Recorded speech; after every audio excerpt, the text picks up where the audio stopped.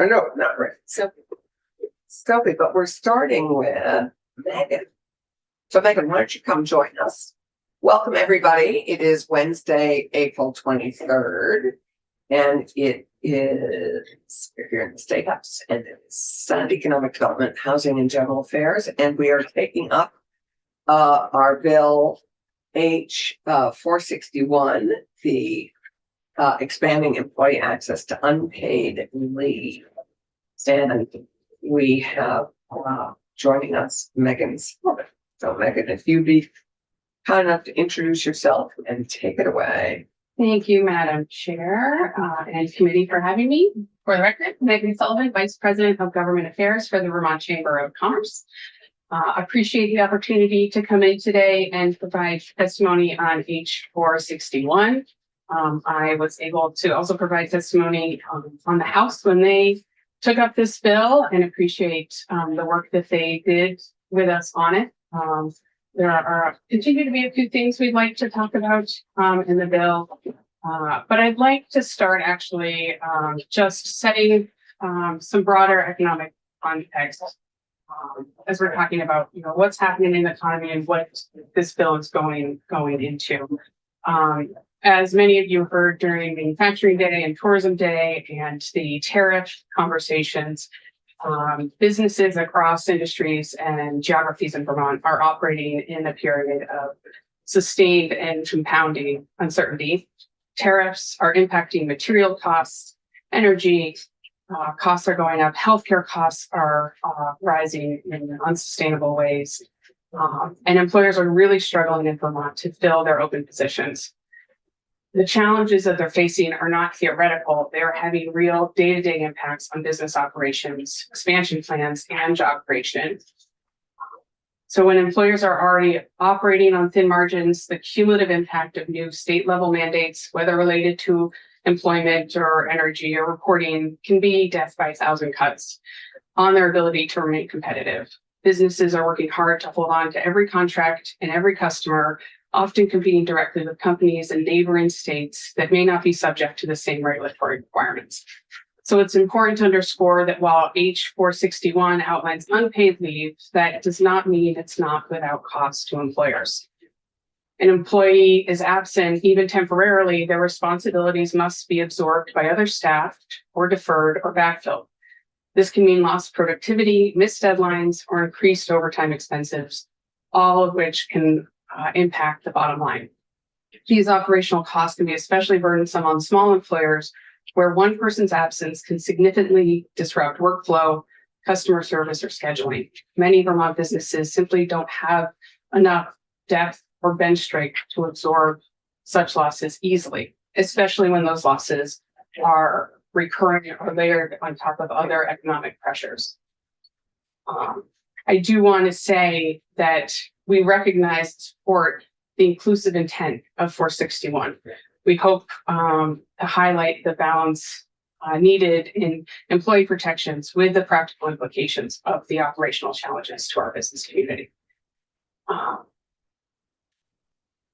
Specifically for small business, I would say one of the tools that they rely on to compete for talent is flexibility, whether it's through custom schedules, individualized benefits, or case-by-case leave arrangements. Smaller employers have long used their nimbleness as a selling point for recruitment and retention.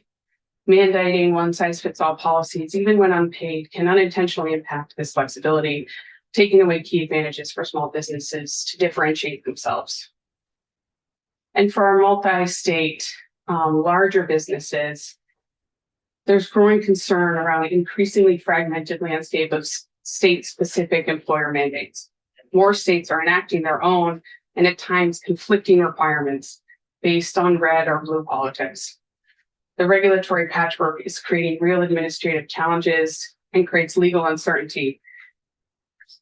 While intention behind this, again, is something we support and understandable, I think we all just need to also acknowledge the challenges that come with creating this patchwork of states when Vermont employers are also employing people in states like North Carolina, Tennessee, Florida, and Texas that are taking very different looks at how to regulate businesses. So with that said, I have some specific reflections on 461 that I'd like the committee to consider if moving forward with this bill. The definition of in loco parentis. Have you sent this? I will. I'm putting it on letterhead. Okay. As soon as I'm out of my secret meeting. Right. The definition of in loco parentis. So 461 includes the definition of in loco parentis in family member in section 2, subsection 9. As someone with day-to-day responsibilities and care for a child without necessarily biological legal ties or where financial support is required. Again, appreciate the bill's goal of inclusivity and actually think that what 461 does is add specific family definitions that federal. It's on page 4 for people who are looking at it. What 461 does is add specific family definitions that federal guidance would put under potential uses for in loco parentis. Things like a domestic partner or grandparents. 461 defines as family. In the federal FMLA, those types of relationships are what they refer to in the loco parentis examples that they use. So it's unclear if we're going to define those relationships here, what this definition would be used for, what relationships are included in that. For a compliance HR perspective, continuing to include this when those relationships are now defined lacks clarity and the enforceable standards. Employers are going to struggle to assess these relationships fairly and consistently. So we're going to ask the committee to consider either removing that or narrowing this definition to make it clear what additional types of relationships are being defined here. I think it's pretty clear, so I'm a little puzzled. You don't think that's clear? And look, it means a relationship which an individual has day-to-day responsibilities to care for and support a child regardless of biological and legal ties. So if you, I mean, we can have our right, but we've added those that. relationships in the definition. So grandparents are now defined. Domestic partner is now defined. Right. So, you know, when I think of, even when you look at how in loco parentis is used, it might be used as a teacher, given the ability to administer medicine at school. Is that teacher now included in the loco parentis for leave for these purposes? So I'm saying, I think H41, 461 is important that it adds those definitions that used to fall under with clarity. It does. Yeah. So those definitions that used to fall under in loco parentis under federal or FMLA, what now would still be included in that? And what is the documentation? Okay. I'm not familiar with the entirety of the bill, but I'm trying to skim it now. Does this grant in locos parentis the same rights as a parent? Yes. Okay, so I'm looking for that section where It's, I believe. So, yeah, Sophie. So Sophie Tadani at the Office of Legislative Counsel. The definition for in loco parentis is in there because if you look under the other definitions, it references in loco parentis. So it's really defining how in loco parentis is used under, for example, the family member definition. So it's not creating a separate thing for in loco parentis. It's just defining it as a term because that term is then used in other definitions in here. Oh, good. Right. So if you look under family member page 3, it talks about a child of the employee's spouse or a child to whom the employee stands in loco parentis. And then also an individual to whom the employee stood in loco parentis when the individual was under the age of 18. Or again, if it's for someone that stood as you were the child and they were the served as the in loco parentis to you. But again, it's just defining that definition, that phrase, because it's used under the family member definition. So it's not a separate. It's not a standalone. It's not a standalone ability. It's explaining. So when you look at family member and someone's like, well, what does in loco parentis means? That definition is then included in.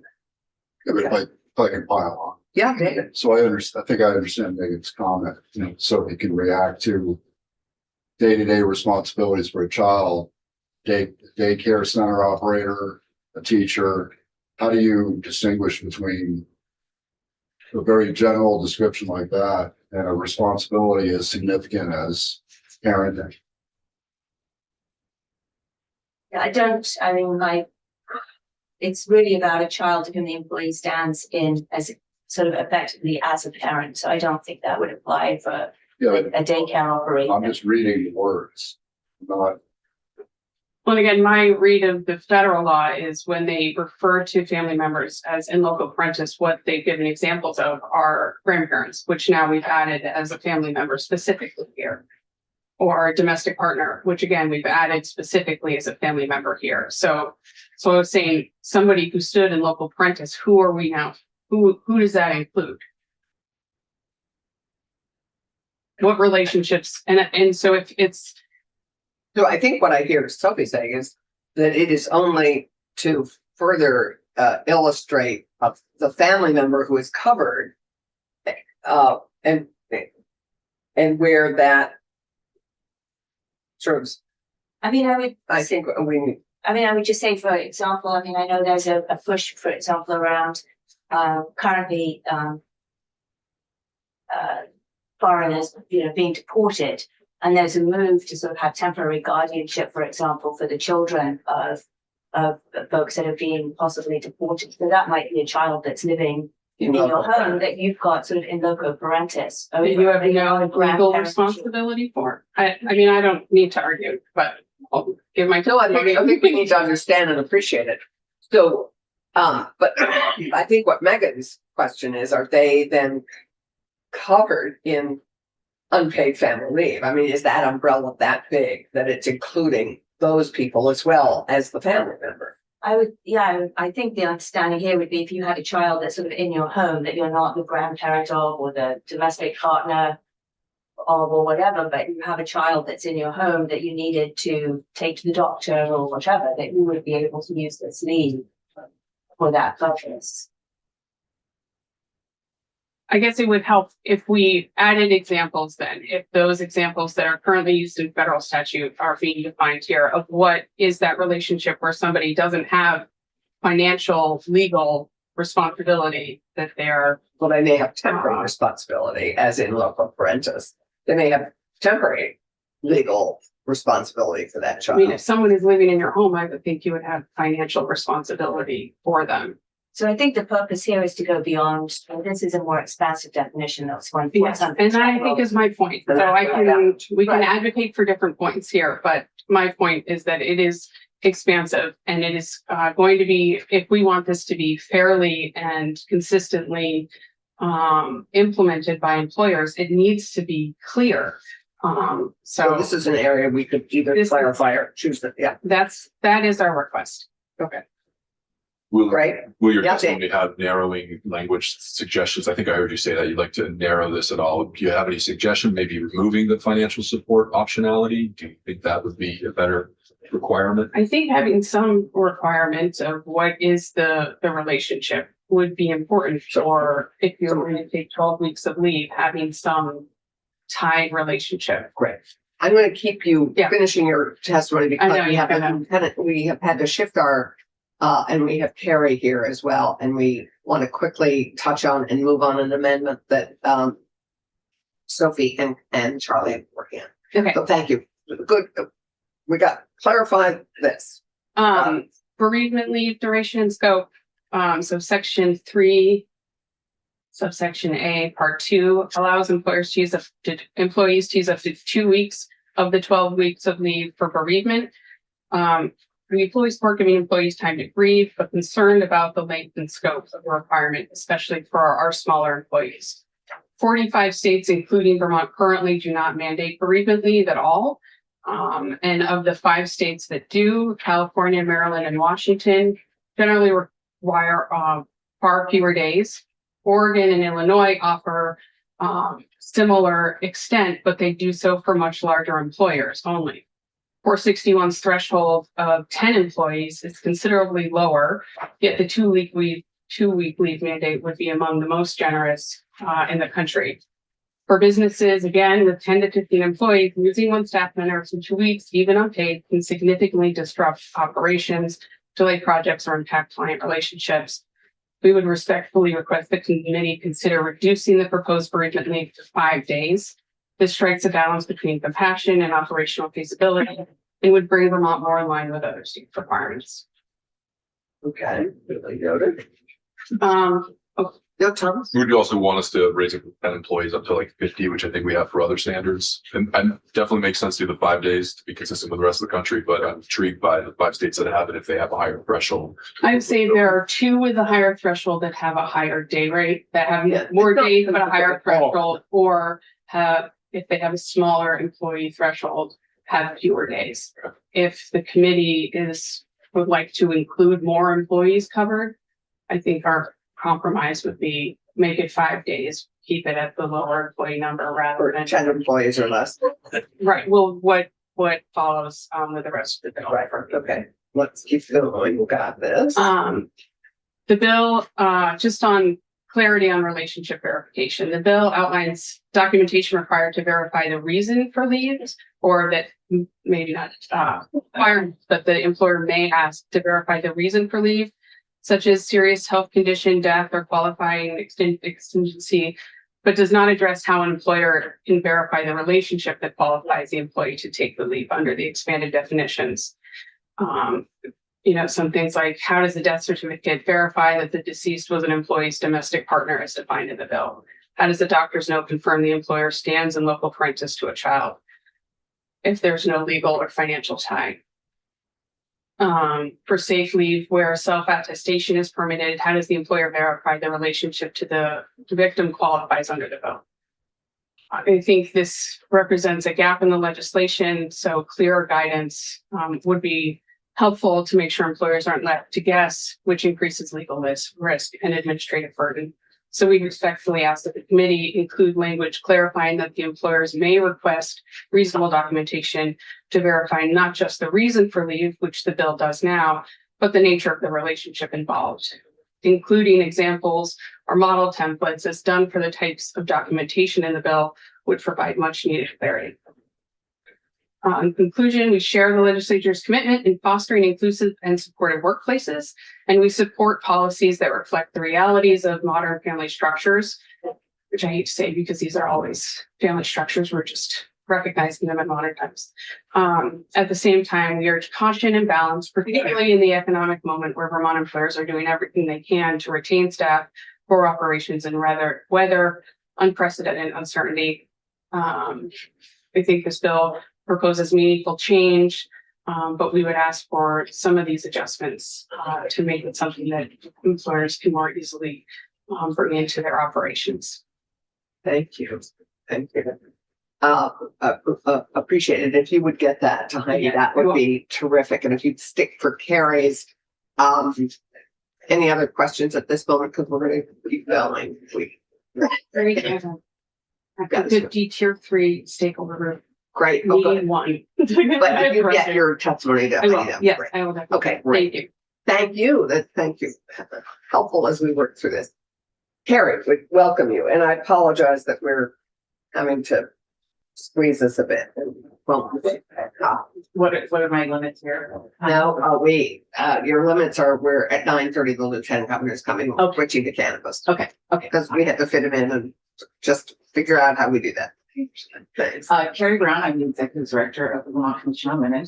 I have a very dense testimony that I was not going to read all the way through anyway, but I'll just really try to stick to it. And you sent it to Heidi. I will, yeah. Okay.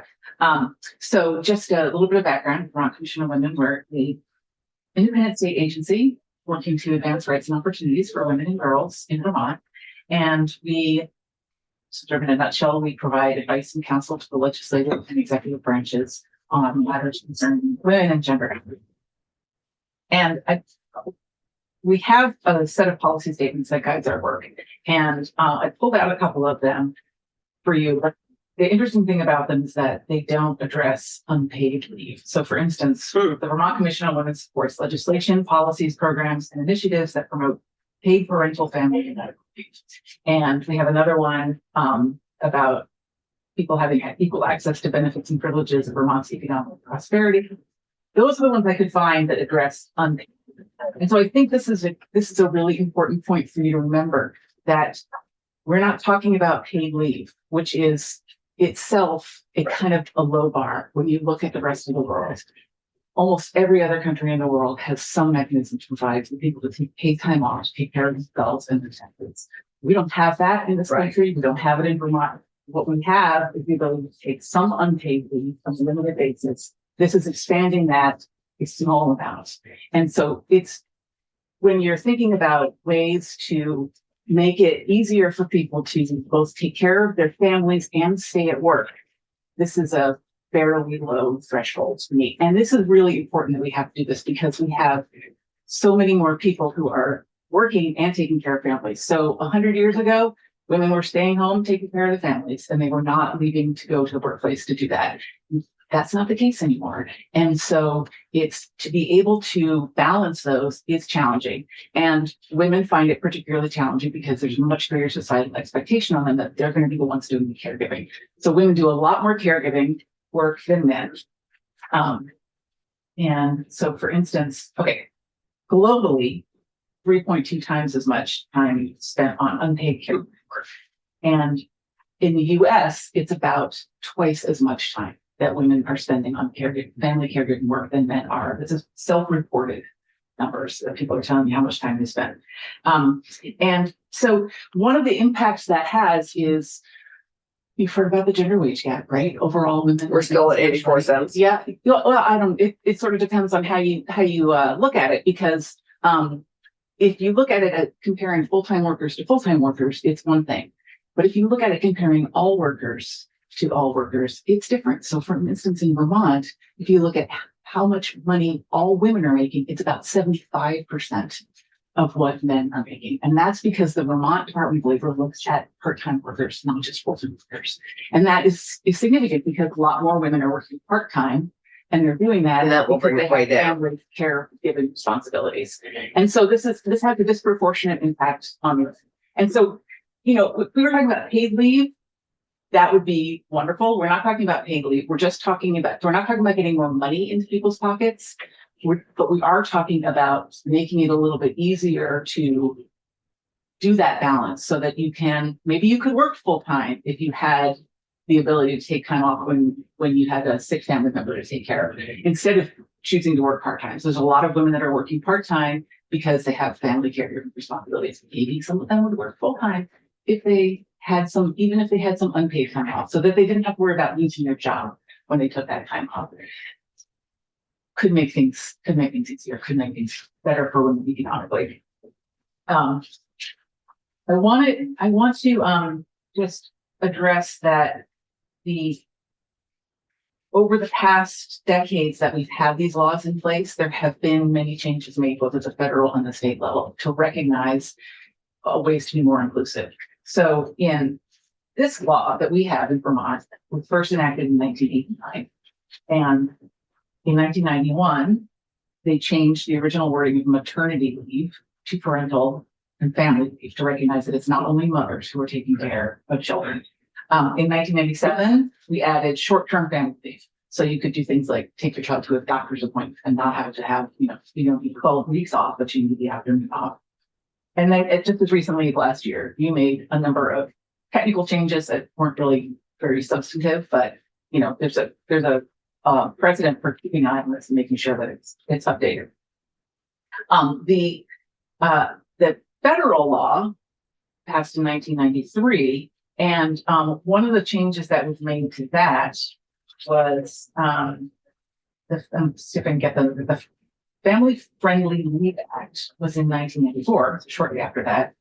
And in there, they defined family member as any individual related by blood or affinity whose close association with the employee is the equivalent of a family relationship. Oh, that's really nice. That's kind of nice in general. Yeah. It kind of covers, it might, I'm not a lawyer, but it might address some of the concerns that you heard in the previous testimonies. I'm not necessarily suggesting you change the whole language right now at this point, but it's just something to keep in mind that there is precedent for how this law is applied at the federal level. And so it's pretty inclusive. A number of other states have expanded their definitions of family.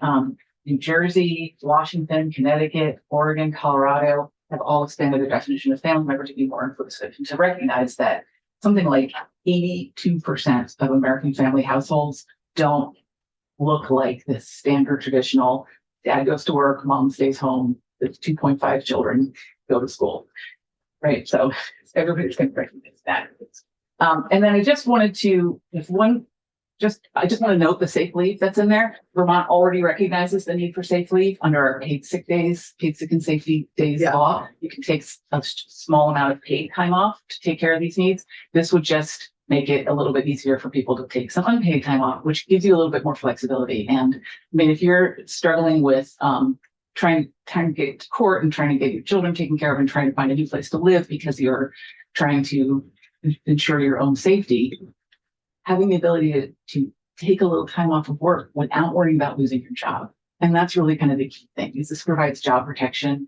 So, you take a few days off and you know that you can go back to your job. And people definitely have lost their job because they can't reliably show up because they have to go to court.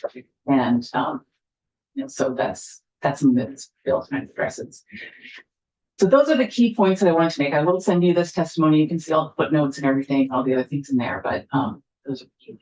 So I take it that you strongly support the bill at Yes. the moment and have no suggested changes? I think it's great the way it is. Okay, Yeah. There, yeah. right, because we have one Oh, and the change that Charlie and Sophie have been working on. yeah, and so that amendment that comes about safe leave, that looks great to me. Thomas, did you have a question? Great. Sophie, why don't you quickly come join us?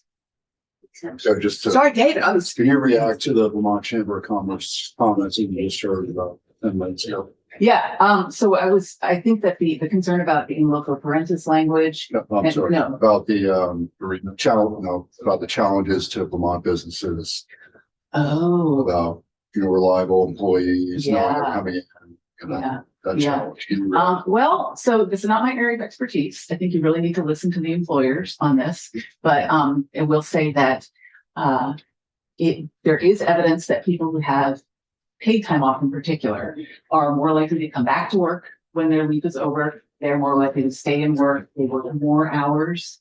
And so having that ability to be flexible can make a stronger employee who is more likely to stay and can reduce turnover. So in the kind of the longer picture, it can be proven that. That's the data. That's what we've heard as we went through the paid family Yes. bill too. Yes. Which for David and Thomas, we have gone through for now several bienniums. We have been negotiating and working on a paid family leave bill, which we could not, quite honest. It just was a big, heavy financial lift that in the final analysis, we weren't able to do, which is disappointing for many of us who really feel strongly about paid family. So I think this is helpful. And if we had data to that effect, if you would be able, because I know that exists, Yeah. and if you'd be able to provide that to us, or at least Yeah. see if you could find it, There's a little bit of that in here already. that would be great. Randy, Is there data about the cost of unpaid family leave? The cost. I have a good question for Megan too, Employers? because I would. Yeah. Not that I have, but I'm sure that exists somewhere. Because when, let's say you have an employer who grants unpaid leave, the job is something that needs to be done, otherwise the employer would not hire the person. And so either there's a cost of not doing it, or there's a cost of having somebody else do it. Yep. Right. Yep. Exactly. So Carrie, why don't we just let Sophie quickly go through the amendment she and Charlie have been working on, and then I think there's going to be an additional piece to it. So, and then we'll have John join us and we'll shift gears from unpaid family leave to cannabis. What can you do on that unpaid family leave? Okay. So, sorry. I was about Tight. We have to Dad's wines of levity here. Okay, Sophie.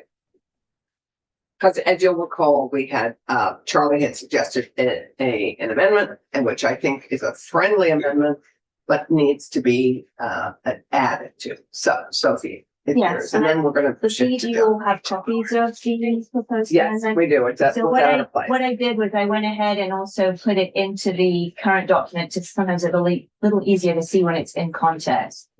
Okay. So, the first change is, sorry.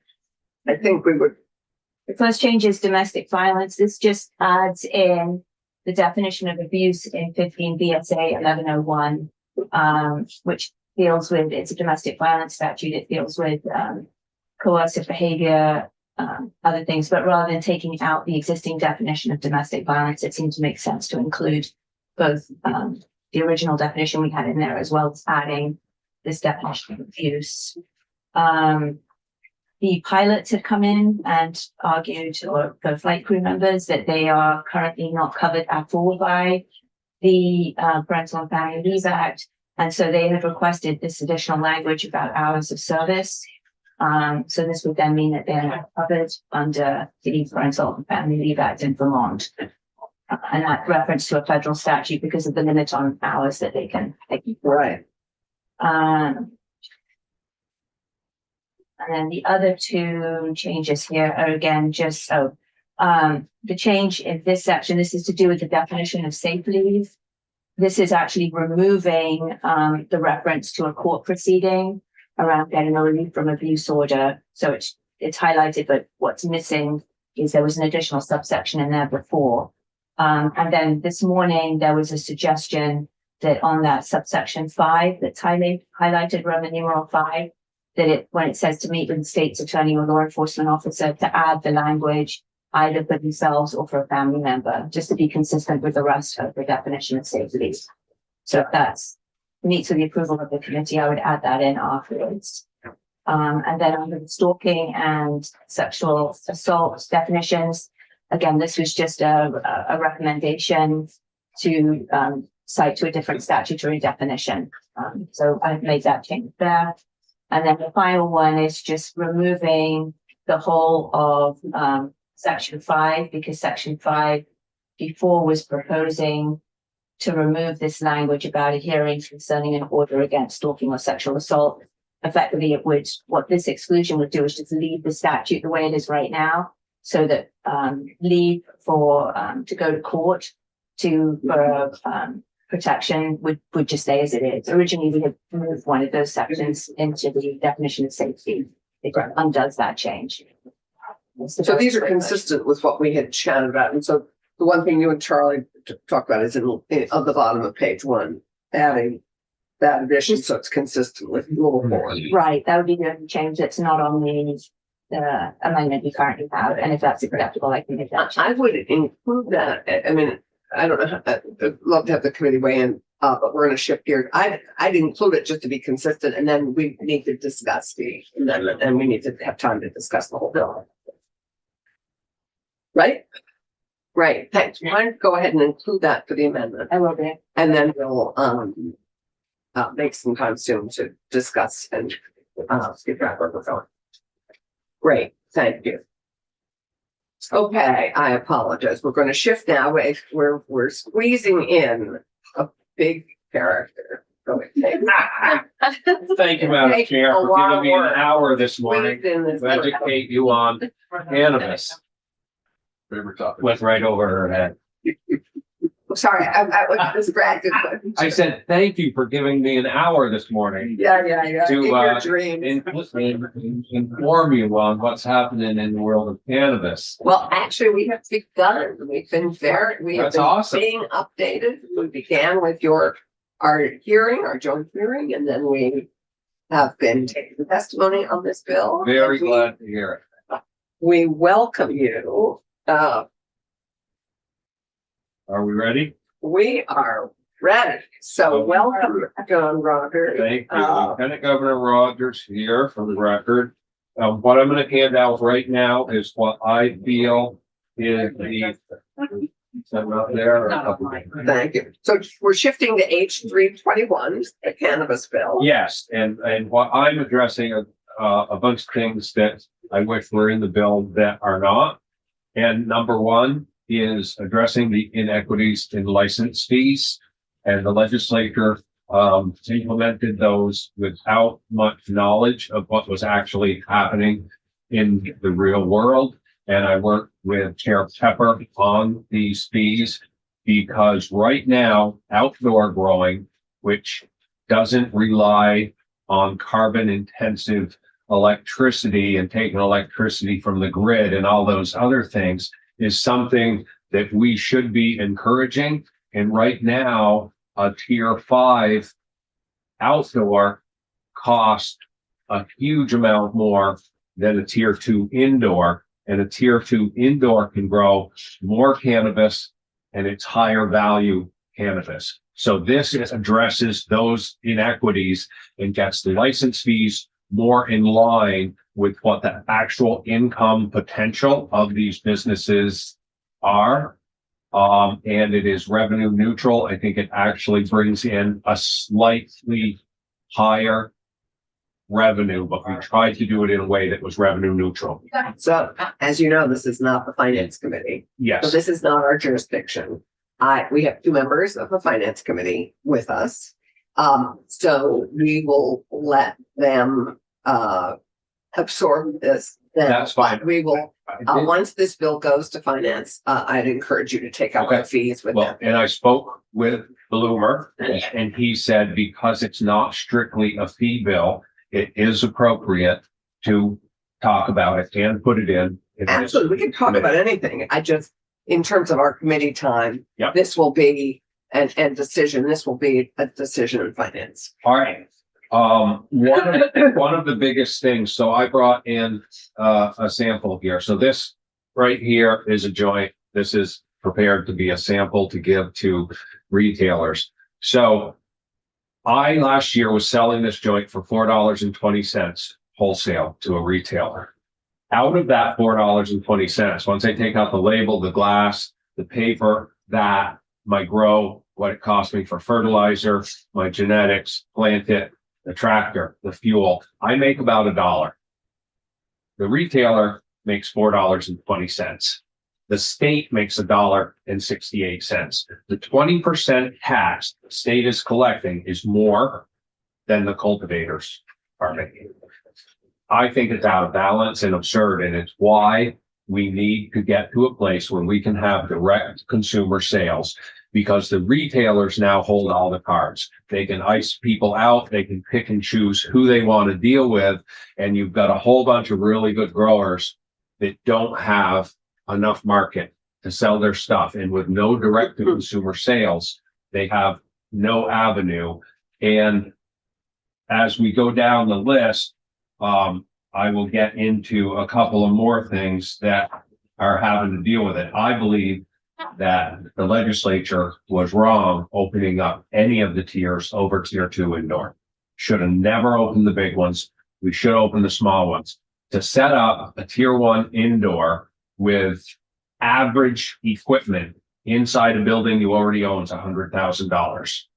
So no Vermonter is setting up a tier 3, 4, or 5 indoor grow because it's millions or multi-millions to set up one of those. So what we've done is invite investor owned and MSOs into the state. And right now, MSO.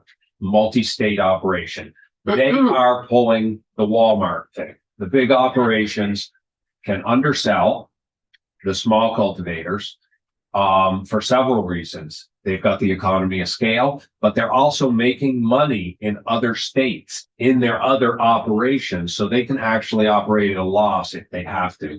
The market has dropped like a rock, and the small craft cultivators that we want to be in the business are going out of business left and right. And so my proposal would be that. Sorry, I just want to confirm. Yeah. John, is that a fact? I mean, how many businesses have gone out of business? I'm sure the I mean, I know we have a. I'm sure the board could tell you, but the last I talked with my compliance officer last year, she said more businesses were going out than were applying for new grow licenses. And this is grow licenses, not Yeah. retail, because I do understand, Cultivator. we have heard that the retail market is saturated, but Well, the retail market is saturated in the but I haven't towns. heard that growers are going out of business. Yes, because the market is saturated. And prices, so in the first year, I made money. My business has not made money since the first year. The first year, I was selling liters of distillate for $18,000. There is now a big processor who's undercutting everybody at $5,000 a liter, which means your cannabis is worth around $60 a pound. So, I mean, let that sink in. $60 a pound is very, very little. And I believe that there's going to be a What moratorium. had it been? Excuse me. What had it been? The For first those year, of us who the aren't first in this year- business, yeah. help us illustrate it for us. the first year at $18,000 a liter, it was around $500 a pound. Okay. And I don't, so if there's going to be a moratorium on retail licenses, there should also be a moratorium on cultivation licenses, because there is already too much product on the market and we need to reset. And I also believe that all indoor cultivators should be brought down to no greater than tier 2. Everybody currently owns an indoor tier 3, 4, or 5. We should give them a year or two and say, you have to cut down to tier 2. They're just producing too much weed. It is not Vermont scale, and it needs to be cut down. And I don't believe any licenses of any kind should ever be for sale. If somebody goes out of business, whether they're a cultivator, a retailer, a manufacturer, they go out of business and that license goes back to the CCV. It is imperative, because if we are putting a moratorium on retail licenses and they can sell that license, we've just given them something that is valuable because they know they can't get it from anywhere else. And I don't believe that's appropriate. And for our new members, remind us why an overabundance producing too much cannabis, one of the challenges is you're not able to sell it out of state. Right. It's all in state, no out of state sales, no imports, no exports. Yeah. Thomas, do you have a question? I believe that outdoor growers should be able to use farm labor with no ID cards necessary. It's totally different than indoors. So in an outdoor grow situation, I'll use mine, for example, because I know it the best. And I know at least, Sam Bellavance has a tier 5, which is twice as big as mine. When it comes time to strip the leaves off the plant, it takes anywhere from 15 to 30 minutes per plant to strip a plant to get it ready for harvest. When you have 1,200 plants ready at the same time, and you only have a couple weeks, you have 600 hours of labor time. There is no security risk. Nobody's going to put green weed in their pocket and try to steal it from you, because it's just going to make a sticky, useless mess in their pocket. So I would ask the committee to consider getting to a place where outdoor growers can use farm labor just like you would when the hay's ready to come in.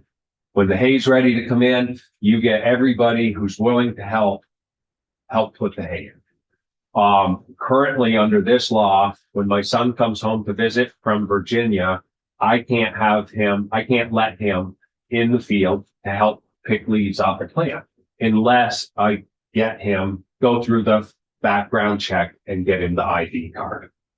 I think it's overly restrictive in a business that I think as it evolves, we need to take some of the heavy-handed regulation off it. This is really an agricultural crop and we need to get to a place where it is.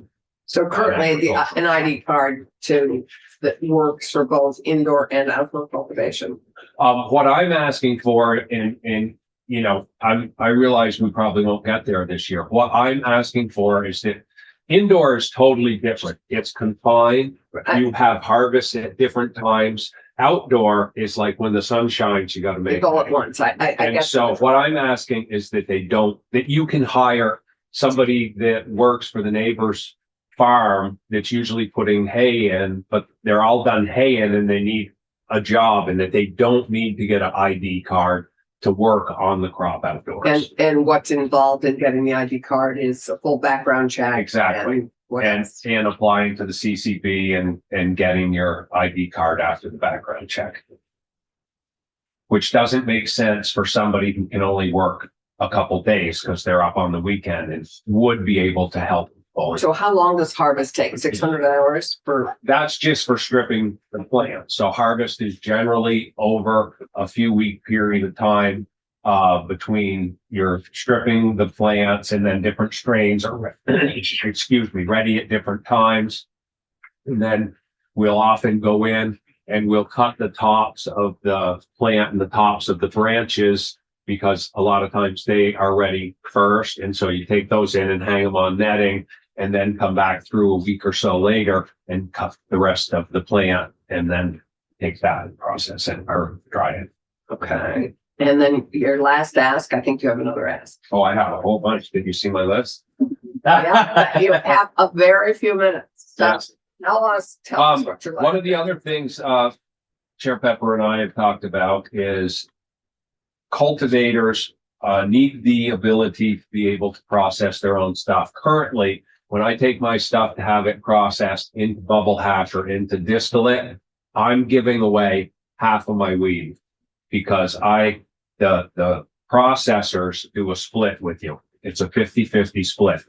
So when I go to have distillate made, there goes half of it. So everything that you sell in a retail store, you've already lost half before you get to the store. So what I'm asking is that cultivators would be able to get an endorsement for their license for manufacturing, processing, and eventually retail sales, but you would only be able to manufacture and process your own stuff. So the license could be sold at a lesser rate, because the people who are processing for everybody are making money at it. If I set up processing, or any other cultivator set up processing, they would only be using that equipment a few days a year, but they would be able to add a huge amount of value to their product. They wouldn't have to give away 50% of what they're growing.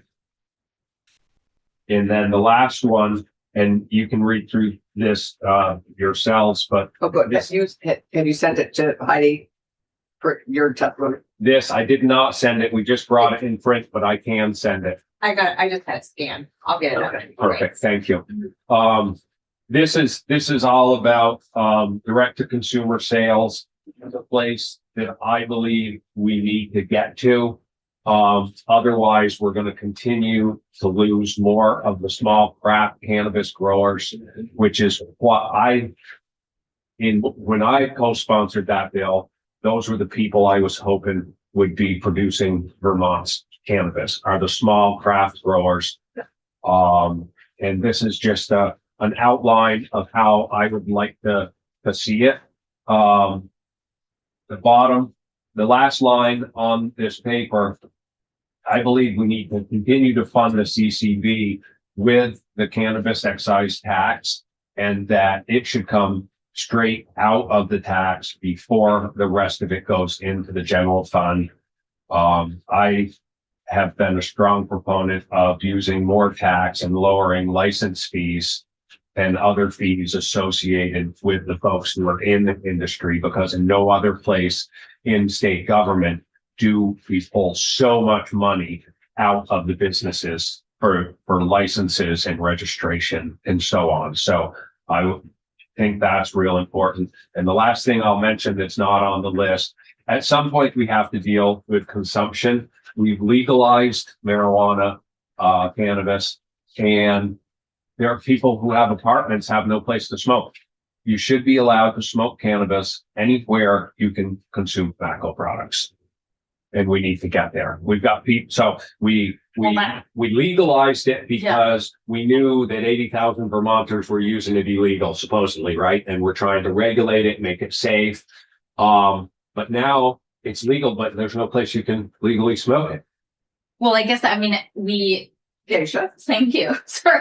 This has come up before, and there are places that are allowed to make tobacco consumption illegal on their premises as well. Mhm. So we would just, I mean, we don't want to create a situation where we're encouraging smoke.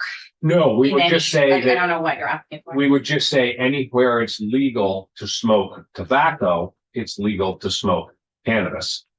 That's Okay. that's what a lot of us in the industry are asking. Yeah. Is because people say somebody lives in an apartment, right? They can't smoke in their apartment. They can't smoke outside the door of the apartment. And I've heard from them, they're not even supposed to smoke in their car in the apartment parking lot. So where are these people able to smoke? And I think there are discussions about consumption lounges and consumption bars. Right, which is a kind of a different Well, issue. It's similar but different. I'm just talking about the person that goes into the store and buys it and wants to be able to sit down on a park bench somewhere, or, you know, I don't know where, but anywhere that people can smoke tobacco, I think it makes sense that they be able to smoke cannabis. it may, unless you've spent much time in New York State. So all this seems very reasonable, and I really welcome what James Pepper has to say about it. The one place where I don't feel comfortable moving forward is the public consumption piece, just because I've been to some concerts and I've had some contact highs. And so I just don't know how tobacco smoke is different than pot smoke and how it could affect the judgment of people that are going to be exposed to those areas. So that's where I'd have some hesitation. I just want to hear more from any health and welfare. Yeah. And I think this is, needless to say, and additionally, a health and welfare discussion in addition to whatever we may or may not, whatever we may. But I think if we're going to have a law that makes sense, we have to recognize the fact that people need a place that they can legally smoke, because people are right now, they're breaking the law all over, And right? And they are at concerts. They're probably not supposed to be smoking weed at the concert. But- they are. But I mean, this isn't an insurmountable question. I mean, we used to not allow drinking at concerts. We now cordon people off to do that. Yeah. There's usually a section where people are encouraged to smoke rather than, I mean, it's just what most states do. It's not like an My applicable point was in thing. opposition. Yeah. Yes, no, and I think there's a lot of it that needs more testimony, but one of the unfortunate things when we get in this building, the legislature created a law that has a lot of dysfunction in it because they started in a place with very little knowledge of the business. And we really need to address some of these things, and it continues to linger on, and we address one or two little things a year. And one of the other things that I would suggest is that we give the CCB more authority to make these changes. They are at this point the professionals. The legislature is not. The legislature has 1,000 other things on their mind and never takes the time to do this. So the legislature, I believe, needs to give the CCB more authority to make some of these changes in a way that is based on, you know, fact and other states' experiences and the experiences of the people in the business. And they're more positioned to do it than the legislature is. So the last thing I haven't, before you depart, the last thing I haven't heard you talk about is a farmer's market or a cannabis showcase market, which I had thought you were Well, also going to a advocate. farmer's market would be great, but my personal preference would be if you could get an endorsement on your, well, if you read through my event language, licensed cannabis cultivator would be able to purchase special event license from the CCB that allows them to sell direct to consumers. A cannabis cultivator special event license would be good for 24-hour period. Cultivator may purchase up to 2 consecutive, so they could do a weekend. Cultivator must present the CCB with a plan on how they'll track sales, collect taxes, provide security for the event. Events would be held on property owned and controlled by a licensed cannabis cultivator and may include up to 4 additional licensed cannabis cultivators. So it would be sort of like a farmer's market. You would be giving several local growers an opportunity to sell direct to the public. And it would also allow for events may be held on public property with the approval of the CCB and the municipality. So that is one option, that special event. But also in this language, I asked for an add-on endorsement for manufacturing, processing, and retailing. And so me personally and a lot of other cultivators that I know would love to have a limited retail license where you could maybe have a retail day at your property one day a month, or, you know, every Saturday during June and July or something like that. The fact that you can make more than twice as much every time you sell one of these, if you can sell it at your own property, is going to allow some of them to stay in business that are otherwise going to go out. And how many growers would this apply to? I mean, it's a lot of people. Well, it would be available to every grower, but I've talked to a lot of growers who have no interest in it. So this would be mostly the smaller growers. And I think it's another avenue for them. It's just like, the dairy farmers that are making cheese are making money on that cheese. If they're shipping milk in a bulk tank down the road, they're barely breaking even. And this is the same. If we're selling all of this wholesale, we can barely break even right now. Yeah. Thank you. Thank you. Any other questions for John? Because I think we're going to shift to our Land Access Opportunity Board. All right. Well, thank you for giving me the time. Thank you. Thank you very much. We know where to find you. Happy to come back in. I do have samples. You want them? I'll drop them off later when Sheriff Pepper's not here. I brought a sample with it, which he's taking away. Thank you. See me in my office after, Allison. Yeah. I heard it's your birthday. Yeah. So, Ornella and Jean, would you like to join us? We'd love to have you. And we pull up a second chair. I'm writing this down. Joining the Zoom, I'm still be listening to the band. I see the band camera or mic setting. But your speaker off too, so. It is off. And hopefully I don't. We have some of the presentation on here. And I have a presentation on screen. Yeah, oops.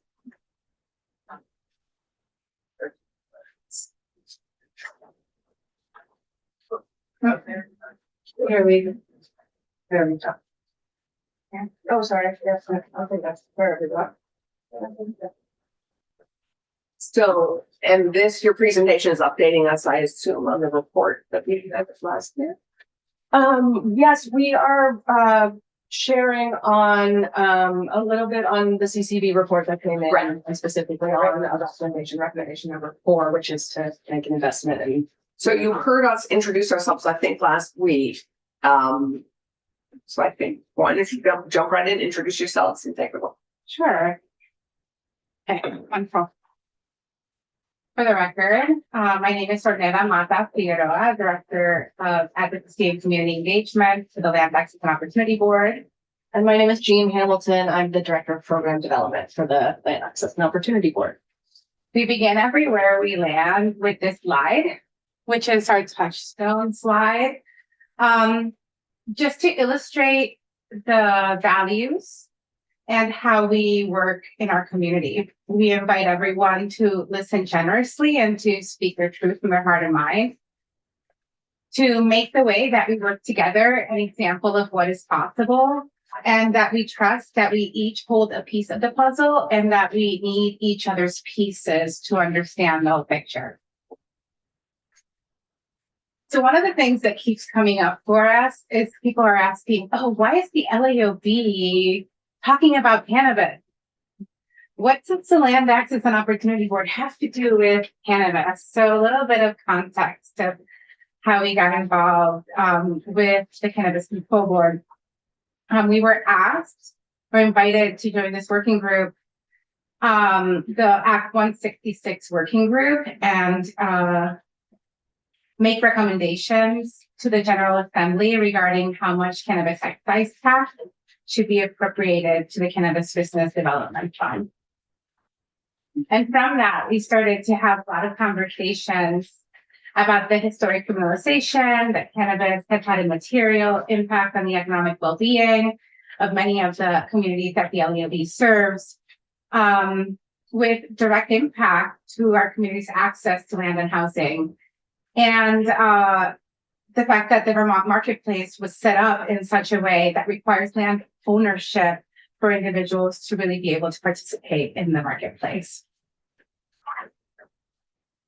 And so we're diving in really, as you asked, to reflect on this report and recommendation. We're not talking a lot about what the LAOB is or what we do. There are slides in this presentation that we're not going to present on today that give that background detail. And if any of you at any point want to talk more about what we've been working on, who makes up our board, we really, really welcome you. Just quickly, you have a board of how many? We have a board of 22 seats, which is made up of 11 community organizations. So each organization holds 2 seats. And the communities that we represent are Black, Brown, and Indigenous Vermonters, refugees and immigrants, people with disabilities, psychiatric survivors, low-income Vermonters, and the queer community. And how many paid full-time people? We have 2 full-time staff, which you are meeting very nice. Exactly. Good. So as Ornella said, we were really excited to participate in this working group because cannabis and the history of cannabis intersects with so many of the communities we serve. And we were excited to learn that social equity is one of the 7 founding principles that the CCB has identified as being essential to achieving their mission. So you can see here, listed here, what are these 7 principles? Social equity is first. And then here on the left is the purpose of the CCB. Again, CCB has identified that to achieve the mission mandated by this body, by this legislature, it must address social equity. And this is what the CCB says about social equity. This is again, before they met the LAOB, from its inception, the Cannabis Control Board has recognized that the disproportionate impact of the historically government-led policies that fueled the economic oppression of Black and Brown people for generations and continues to disadvantage these individuals, as well as Indigenous people, people of color, and other historically marginalized groups. The board aspires to build an equitable and accessible program in order to mitigate this past harm inflicted by the prohibition of cannabis. And then the board commits to doing that work. So to really underscore a couple of components of this, the past harm is multi-layered, but principally and primarily it is material and it is economic. So many of the communities we serve whose access to land and especially whose access to housing is marginalized is deeply tied in with the war on drugs and discriminatory policing practices that we have many research findings that have shown that Black and Brown people and poor people have been policed in a discriminatory manner, which has led to generational impact of lack of housing and lack of job opportunities and lack of intergenerational wealth. These are all tied very, very directly to the purpose of the LAOB, which is to remediate those economic harms. LAOB has a number of social equity priorities for the CCB that are not included in this report, but that we wanted to highlight. We were glad to catch the tail end of the Lieutenant Governor's testimony there. We, from what we heard, agree on a lot of points. We think that public consumption really needs to be addressed. From a housing equity perspective, the fact that you cannot legally consume cannabis unless you own a home is a problem. That means if you're a renter in this state and you don't have access to somebody's private property or explicit permission from your landlord, that you cannot legally consume cannabis in this state. That is discriminatory. Imagine that clarify. Yes, because you can't necessarily smoke it, but you can consume it. Technically, you're not allowed to consume it at all. So without explicit permission from the private property owner, you are not allowed to. So again, if you do not own private property or have access to private property in the state, you cannot legally participate. Because of something we built into the law Yes. that prohibits it explicitly. Do you have a reference to the statute you're doing? I don't, I'm sorry, I can't. No, well, I'll Okay. Follow this up. Okay. Wait, we have some other folks. Thank you. Your ask is, this is what you're asking. Yes. Yeah. We strongly encourage agricultural use and exemptions. I think you will hear from other folks who have more details on how this works from a policy perspective, but we also understand lots of land access equity issues related to who can grow cannabis, who can participate in this marketplace as a producer that is very wealth-based and very much based on whether or not you can own property and the right kind of property. We very much see the value of adding direct marketing as a marketing opportunity for Can producers. I just go Yes, back please. to just, I think we would benefit from language here. And I mentioned this to you all, like the people who even have access to money expend a lot of those resources trying to deal with neighbor issues. And it just feels patently unfair. You know, we have the deaf man in last year, that was challenging, you know. But I'd like us, I feel like we spend a lot of time on the backyard neighborhood issue, which I think there's a case to be made for all kinds of agriculture to be potentially problematic there. Versus like you have a plot of farmland and people are still telling you what to do with it in terms of cannabis versus in terms of other things. Why can't we change that, Julie? Well, I think that's our discussion and one we should have with Pepper. But Okay. Like, does the CCB have recommendations based on our conversation last year? That's kind of what we We asked. did a report for you all Okay. through Act 166, so it's all in there. We'd be happy to come back and review that with you. Okay. we will review it and we will chat further, but let's go through your. Yes, no, thank you. And we're so glad to support Yeah. this conversation and to Absolutely. give space to it. So yes, to direct marketing, again, I think there's other people who can speak more to the policy details of that and recommended policy language. What we'd really like to focus on today is a recommendation that was included in this study group's report from the CCB that we put economic investments into the marketplace and then also into the surrounding community. So we strongly advocate for and support a $1 million investment into the Cannabis Business Development Fund, which was a recommendation in that report. And we also support a recommendation that the CCB has now made 3 times to dedicate a portion of the excise tax to community reinvestment. The specific recommendation is to direct 25% of excise tax into the LAOB, so into our board, for investment directly to support Vermonters' abilities to secure stable housing and land. That's your recommendation, This is- 25%. This is actually the CCB. CCB's recommendation. So it is in the report, it's recommendation 4. This is the language that is there. And this is what, I'm sorry, this is not, the bold sentence at the top is the language from the report. And then we can talk more about what it is we would do with that money. Did you have a follow-up question on that? Sure. No, that was not my understanding. So interesting. We're clearly going to have much to discuss with the boards. Got it. Okay. So 25% of this year's excise tax would put approximately $4 million into LAOB programming. What we have budgeted and would intend to do with that money is to build out some down payment assistance grant program and a capital fund for emerging developers. So you see 3 bullet points here. One is a down payment assistance grant for housing. We would intend to work with VHFA and other partners to build out existing programming because there are already robust, well-developed programs that support down payment assistance grants for housing. There is not currently in existence a down payment assistance grant for land acquisition for land-based enterprise, Right. though there is a hunger for that from many, many of our partners across the state and the region. So this would be a new program that we would seek to develop.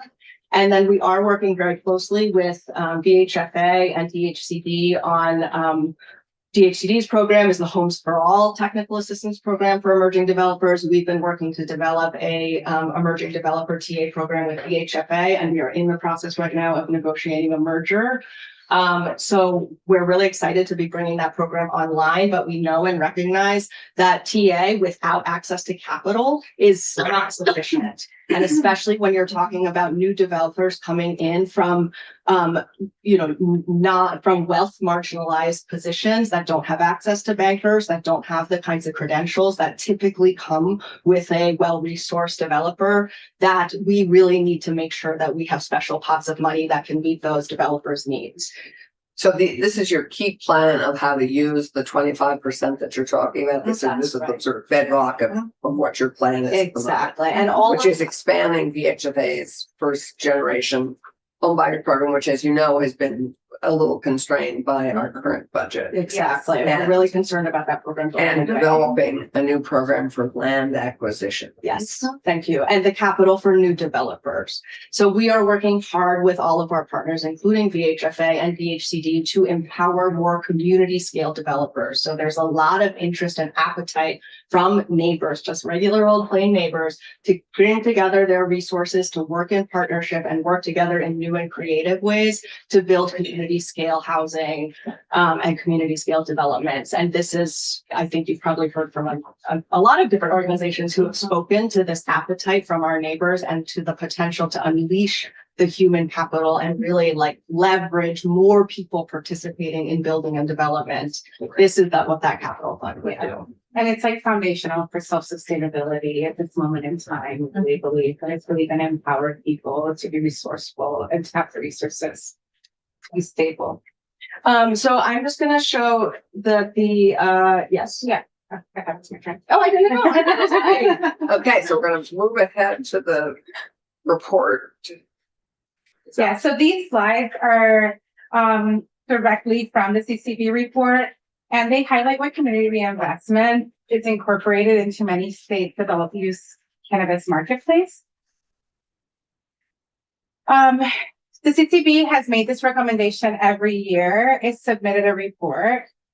Again, we already talked about the fact that there's so well-established evidence that the war on drugs has had a disproportionate effect on our communities.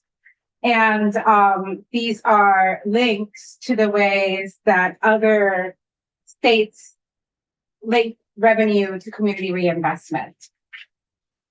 The LAOB's board is shaped in a way that's very similar to the different administrative boards set up in other states for community reinvestment, and therefore it provides a critical missing piece that didn't exist previously in the state of Vermont to be able to administer these funds well and efficiently.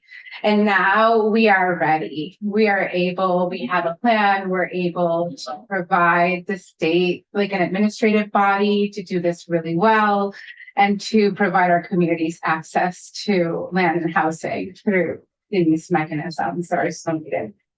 And so these are other states and a percent of their revenue. Yeah, and how much they are putting into cannabis community reinvestment. And so we just wanted to make sure you had these slides right at your hand that relate to this recommendation. We do encourage you to, of course, read the full report that your committee requested the CCB to write. I think recommendation 3 is the $1 million to the Biz Development Fund. And I'm sorry, did you? That's economic development.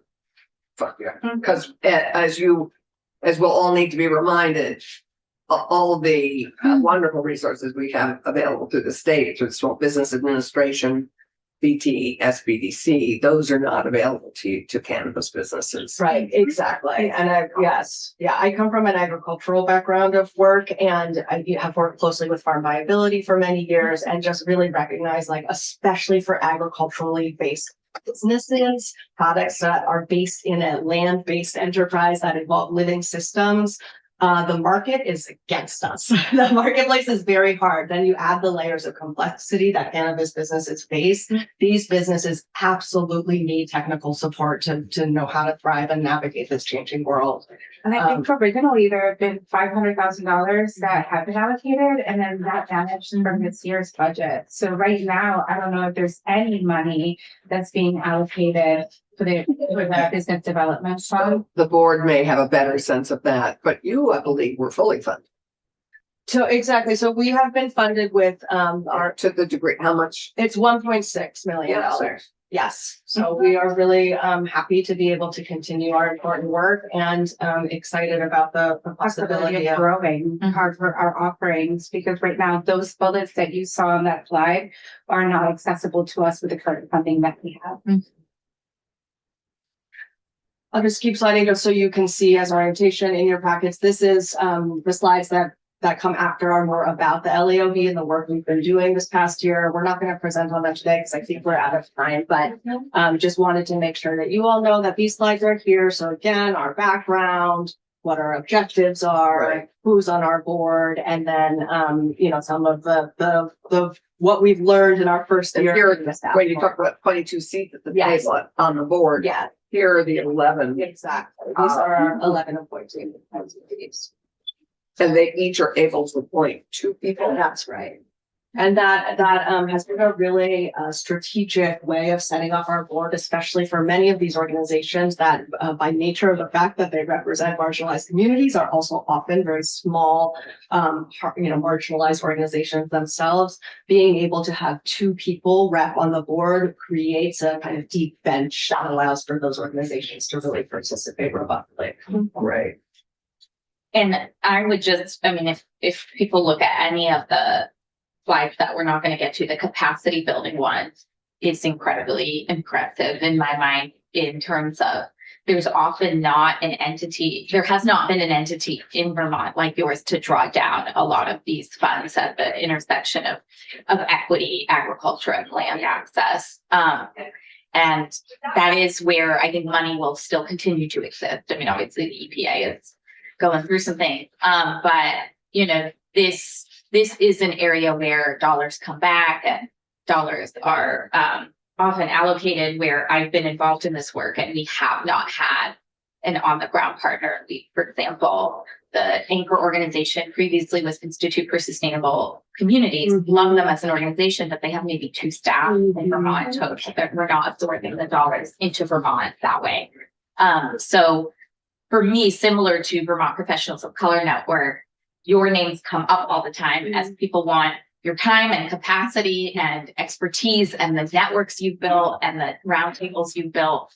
And that is fiscally draining, So, and then it means that then you can't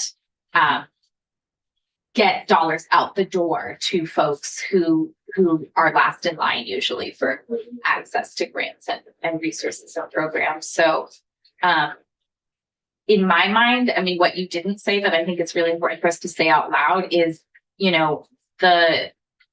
some of us who were here when we were legalizing and figuring out how to tax and extract revenue from cannabis, were very worried that we'd end up writing a bad check to the communities that were most impacted. And that I hope we do not do. That in my mind is one of the most important things we can do, is make good on the promise that if we were going to legalize this, we wouldn't put other people first in line who hadn't been impacted by the war on cannabis and the war on drugs for so long. Oh, well said. I also, though, note that a lot of your work, well, it's much cannabis related, a lot is not. I mean, so for me, your work is a bigger umbrella than cannabis. So, Yeah, I mean, something that feels very pertinent to share this year and now in this time is that this allocation of excise tax is an opportunity to inject dollars into communities' ability to build housing and secure their Right, housing. but- And so the link to cannabis is one of sort of a logical link because of how cannabis has negatively impacted our communities. That link makes sense. But what's really so exciting is the fact that this is a revenue source that we can put towards one of the most critical problems our state faces and our communities face, which is stable housing.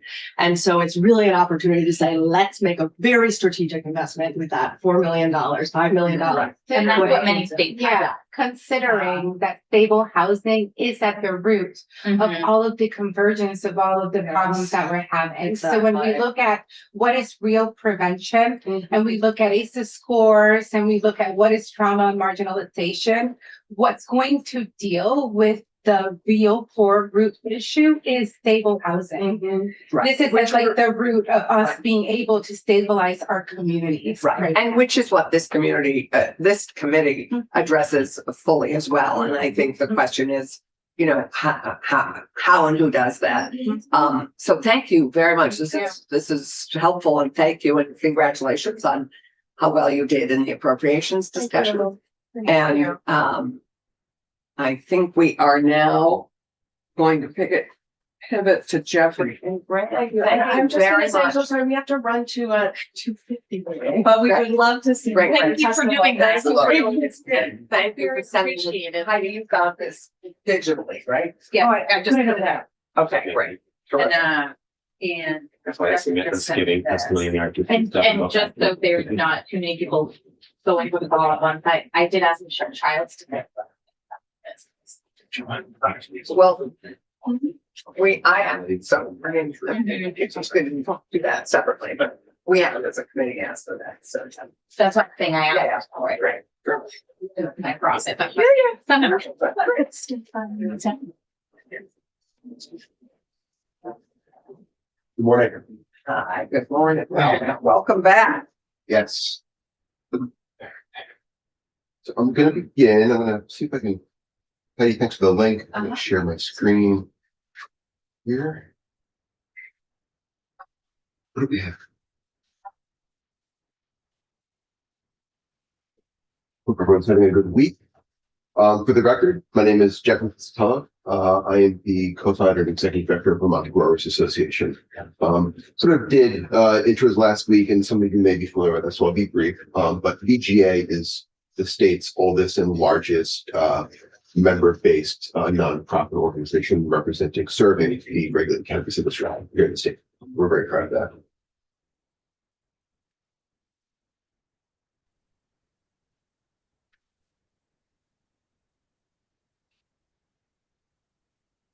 Okay, so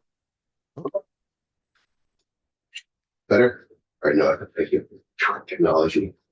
Do you want to make that full screen or are you Certainly. happy with it as it is? So I'm going to speak to three areas. First area is I want to give an update, share our perspective on where the market's at right now. Like you think? Oh, great. I did that one last week and we didn't get to it. After I just spent a minute touching upon where we see the market right now, conditions. BGA, outside of the coalition, the Vermont Cannabis Equity Coalition, we have three sort of minor technical asks of you for Bill 321 that I'll go through. And then lastly, my third item is I'm going to overview the 7 priorities just briefly. And then my colleague Graham's going to drill into some of that. So the market is about 3 years old, everybody. And we're at a moment where we are really licensees and consumers are beginning to really materially feel the shortcomings of the market structure. The market structure being in the hands of the State House and the legislature, you all. And so we're asking for some changes on that behalf. And it is also performing. And what I mean by that is some of the economics, some of the metrics behind that performance are, we're looking at over 20 million in annual state revenue. That's a combination of the 14% excise tax, 6% sales tax. The sector is responsible for an estimated 1,600 jobs that were created. So we're really at a moment where we're not just cognizant of the accessibility and whether or not individuals can still join the market, but also protecting those licensees. There's about 414 cultivators, about 90 product manufacturers, around 100 retailers. So their livelihoods, their ability to make a living. Sorry, Jeffrey, you said there are over 400 cultivators? Yes. I think it's as of the CCB's report in March. I could be wrong. They can correct me if they're wrong. Right, but I remember it being. Yep. And we are really at a moment where, 3 years in, leaning into those market structure shortcomings, we are on the verge, and I don't mean to be rhetorical here, of collapse for a lot of those small producers. So what are the strengths of Vermont's adult use market? What separates our market from other states are the unique characteristics that these small producers bring to the marketplace, period. You can just stop there. And I want to include small retailers in our market as well. That's what separates us from Connecticut. If you're out of state and you're looking at our market and its appeal, its value, the Vermont brand rings true. So you heard, I believe I missed some of it, Lieutenant Governor and others, and maybe us in previous testimony, refer to things like direct sale, public consumption. These are market structure issues that contribute to whether or not these hundreds of small farms and businesses are able to survive another year. And I really want to impart on that. There are a lot of small producers who are having trouble living week after week, and they're on food stamps. They have 2-3 jobs. That is not what we want for the smart companies. Sir, but just ask, of the 400 cultivators, how many would you consider small? That's a good question. I would say nearly all of them. We have a handful. The CCP did a pretty good job of licensing production such that we have some larger tiers like tier 5s and tier 4s. There are not as many of them as tier 1s, 2s, and 3s. So I would really include all of them in that question, that assessment. Does that make sense? So one of the things that is intrinsic to the survival of these small businesses really is opening up market channels, and not beginning to close them as some sections of this bill proposed. So I'm going to go into some of our BGA's more nuanced asks before I go into an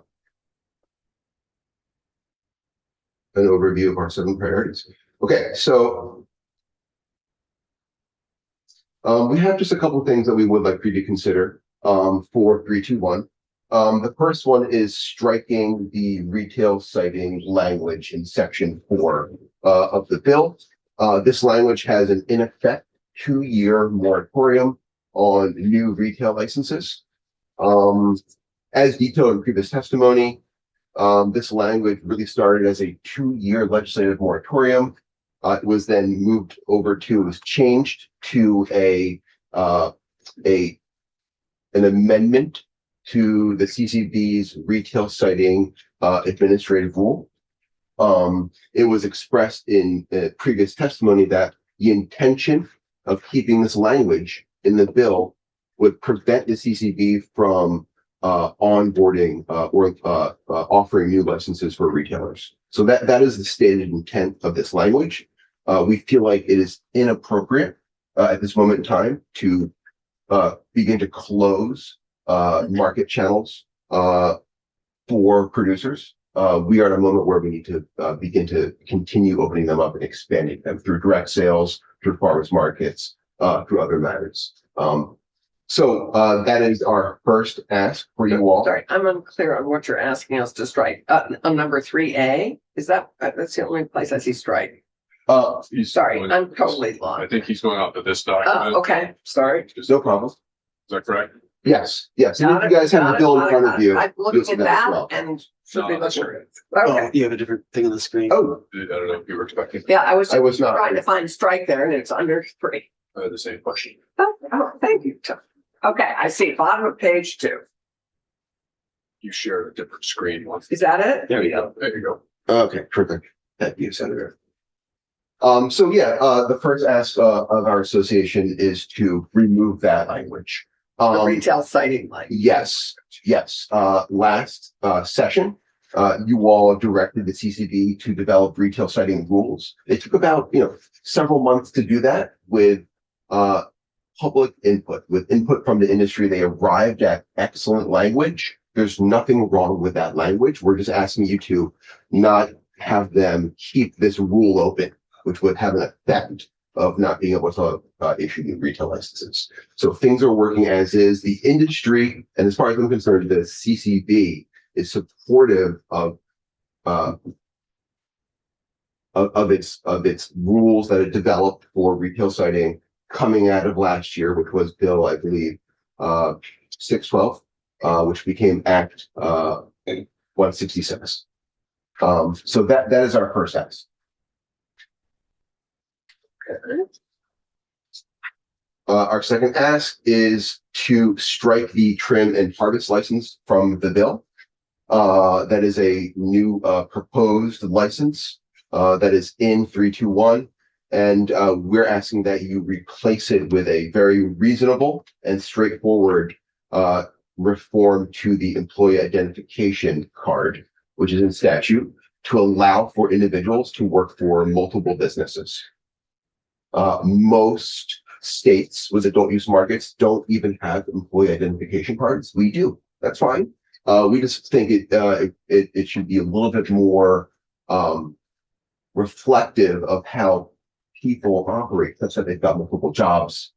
They might want to work for multiple, say, a retailer and a cultivator. So how does that work with what John Rogers was proposing, that the relaxing the ID or rethinking the ID card for outdoor harvesting? I missed his testimony. Okay, well, you could always see it on YouTube, but he is Yeah. requesting something similar, but not exactly the same, I don't think, which is to relax the ID requirement for the outdoor harvesting, which requires all hands on deck Sure. at a very specific moment, as opposed to the more controlled indoor harvesting, which is more controlled and sort of time managed. Thank you, Chair. On its surface, that sounds like something we would support. I would need to watch that But does testimony. that work with this request? I guess I'm trying to Yes. figure out how these No things problem. work No together. problem. I think really what both of us are saying, without totally seeing if I'm just hearing you correctly, is we're about 3 years into this marketplace. How the trim and harvest services are operating right now is totally fine. And if anything, if there's any room for improvement, it's through the employee identification card and not standing up an additional license, which would, we feel, further complicate that situation. Licensees are currently using harvest and trim services through employee ID cards. And we're just asking that, and it seems like John's asking that as well, some reasonable tweaks to the, not significant changes, reasonable tweaks to the employee identification card system to allow for this service to sort of open up and better serve licensees. Yeah, right. I think what Lieutenant Governor was suggesting Okay. is that for actual harvesting, the farm work, that no ID and no, in effect, registration is required at all. Okay. Okay. Would you support that? Outdoor operations. Well, For outdoor operations. For outdoor operations. yeah, or a more modified one. I don't think none, but I mean, certainly a modified one so that for outdoor cultivation, you need a lot of people at one time For a short period. for a short period of time. That I you could understand. I understand. I would want to have a conversation about, I feel like indoor cultivators and mixed use cultivators might have similar concerns. But this trim and the harvest is primarily for indoor cultivators, or is that for both outdoor and? I believe, and the CCB can speak to this, I believe they're responsible for this section. I believe the trim and harvest license that's being proposed in 321 would be for all license types and all categories of cultivation, indoor, mixed use, and outdoor. John Rogers' testimony says that was just handed to me. Outdoor growers should be able to use farm labor with no ID card necessary. Okay. Okay. All right, thank you. Yeah. Any other questions on that? No, it would be interesting. I think if we're going to improve the ID card in any way, that obviously that we want it to work for a range of things. Yes. Well, presumably the ID card has behind it the background checks associated with it. Yes. And again, if you're using farm labor without a card, that presumably wouldn't be done. Now, would your group be in favor of that or against that? That's a good question. I can't answer that right now without, further discussion with our policy committee, to be fair, and maybe hearing from some licensees, but point taken. Chair, speaking to your concern about having, or sentiment about making sure the employee card has enough range as possible. I will share that when it comes to priorities for new license types, what we are hearing from the industry is not a trim and harvest license, it is a carrier license. We have small producers who spend a large majority of their day producing product. In addition to that, a lot of them are sole proprietors and they have to drive around the state and do distribution. That is a huge that is competing with their ability to make product and make a livelihood. So we're not directly asking for a carrier license, but the small changes that we are requesting you consider for the employee ID card would also alleviate that carrier issue, because that would mean that an employee ID, an individual holding an employee ID card would be able to say, put a couple of different, shuttle around, distribute a couple of different licensees products in a well-regulated manner across the state. Something that licensees used to do, and then the CCB had advised them through compliance that they cannot, for instance, transport, even in a well-regulated manner, other licensees' product. That's significant. And if we were to bring licensees into this, you would get the same thing. So that's like a distributor. Yes. Yep. License. Yeah, sure. Carrier is kind of an odd term. Yeah, distributor. Sure. And we are pleased that Vermont is one of the few states that does not have mandatory distribution for cannabis and supply chain as some states do. That's great. We're just saying relax a little bit more so individuals can share that load amongst themselves in a well-regulated manner. So share distribution the way we currently share distribution for liquor distribution or soft drink distribution. You're not asking for distribution, you're asking for transportation, is that correct? Yeah, yes. But that's why we use the word carrier. They're not interested in housing it overnight. It's just simply moving from point A to point B. Okay. Right. And that takes You're distributing it. Got it. But absolutely. for multi-grower, for more than one grower. Well, the implication of distribution is that you're involved in actual perhaps money exchanges hands to move things from one supplier to another supplier. You're simply asking the person to be in effect like a UPS driver who has no ownership interest or otherwise, other than moving something from point A to point B. Correct. And that's what you're looking for. Is that correct? Correct. Right. That is a burden that I think we can do a good job of maybe attempting to alleviate for those sense. Okay. Right. And the third? And then the third is in 321, there's a section that proposes minor changes to the propagator license to allow that license. The propagator license is basically a nursery, seeds and starts to sell to retailers. We ask that all cultivators have that allowance to sell to retailers as well. We think that's reasonable. They're pretty much already doing this. I think the CCD speak to that. But seeds and living plants do not fall, they fall within the THC threshold. And they're technically considered hemp. They're not psychoactive seeds and living plants, plant starts. And we believe that all cultivators should have that allowance to sell directly to retailers and customers. To sell seeds and living plants. Exactly. Yes, exactly. Which also has strong historical precedent in the state for tomatoes or what's starting spring, got a whole bed of plants. That's important supplemental income for our small producers in the state. For people who are going to grow personally. Exactly. Or exactly. For other cultivators. Both. That would accommodate both. So selling to a retailer, sometimes, licensed cultivators will pick up seeds, genetics, if you will, from a retail shop, but also for the home grower as well. We want to make sure that home growers are able to grow Vermont genetics. So most cultivators develop their own seed and do their own starts? Many do. Not all, but many do. So where do they get the starts now? If they don't grow their own? That's a good question. A lot of individuals who are licensed are sort of what we call legacy cultivators, and they may have been sitting on seeds for decades. I'm one of them. I've got a little seed collection in my fridge. That's not illegal. And so that sort of, that they were in possession of that before they were licensed. So, but good question. Great. Any questions, committee? Okay, you want to go to your 7 priorities then? I just want to do a time check, recognizing it is 10:49. Yeah, we have Jesse and Dave to go, and David has come back, so I'd love to make sure. So how about 5 more minutes? Okay. And we'll do Jesse and Jay. And Is Jesse here?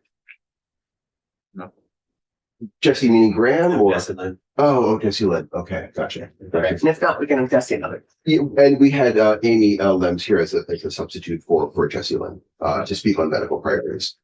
Why don't I stop there and I'll pass off to Graham? sure. And I want to give time to David Do too. you want to bring up those priorities? Sure. And it should be on the screen. There we go. Great, and we have them here.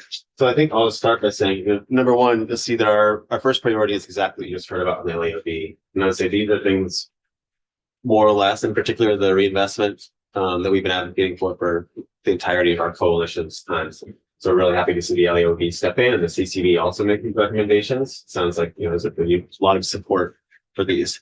I did also not hear Lieutenant Governor's full testimony, but I'm very happy to see if you look at our list, there's a lot of overlap. Direct markets, ag use, public consumption, anywhere that tobacco is allowed. LAOB has made that same recommendation. I believe Chair Pepper gave testimony last year in House of Government Operations when asked about public consumption that, yeah, a lot of people consuming their cars in a sort of legal gray area. I don't think that's what we want. For a lot of reasons in the state. I would underline everything Jean said about just this straight up equity reasons. When we responded to the consumption event last time saying we want public consumption before paid consumption, it's really a principled thing around equity. Like people who are purchasing cannabis at a store in Vermont who don't own their own house or land should still be able to legally consume that somewhere without paying extra to go to a consumption lounge and then, for example, go to a bar and buy a $7 pint as opposed to going to a store and buying that and going to go to drink it somewhere. But it's a balancing act, isn't it? Between those of us who have to smell it and those of us who want to consume it. So I think it's a balancing act. Well, it And is. those who But don't we want to already be have affected by we have it. cannabis, we have car exhausts, we have Yeah. all kinds of things. We have Agreed. tobacco, and Agreed. cannabis smell is objectively not harmful in the way that these other smells It are. may not be harmful, but many people find it very irritating. Sure. So I agree, but it's a balancing act, as with many things that we do in this world. So I'm going to start getting into some of our like, I'd like to take more time. So what I really was going to talk to you about is our history as an organization. We began working on hemp in 2008. We really want to get into this agricultural thing. Our organization is one of the primary ones responsible for making hemp legal in this state. The federal law says you can't regulate cannabis ag. But Vermont law says as soon as federal law changes, it will be treated that way in Vermont. You all made that decision. But we're still in law, don't have all the aspects of ag status that we could. And there's a contradiction there. I just want to highlight. And in fact, last year you all worked to reverse even some of those changes. And I'm going to speak specifically to that because you mentioned this duck farmer. I want to ask how many people on this committee visited the duck farm in Williston? But it was an ethic. In Essex, I'm sorry. Jeffrey and I went there this fall in the middle of harvest season. I won't say this person has been impugned. This bill last year was written to take down this one individual. It's very clear. It's the only circumstance cited throughout the whole time. And I've heard from so many lawmakers, we don't make law to deal with one situation. Well, we did. And I just want to get into, I'll skip through some of the ag access stuff because I think it's pretty clear. We can bring in testimony. We have 2 people right now at our small farm action day, citizen advocacy day, cultivators testifying in Senate and House Ag. We have 2 in March. We can bring in, we've given you a list of people we want to bring in, and we have no shortage of people who want to come in and talk about this. Because like Jeffrey said, they're on the edge. The legislature has a history of working to continue to articulate aspects of agriculture into outdoor cultivation.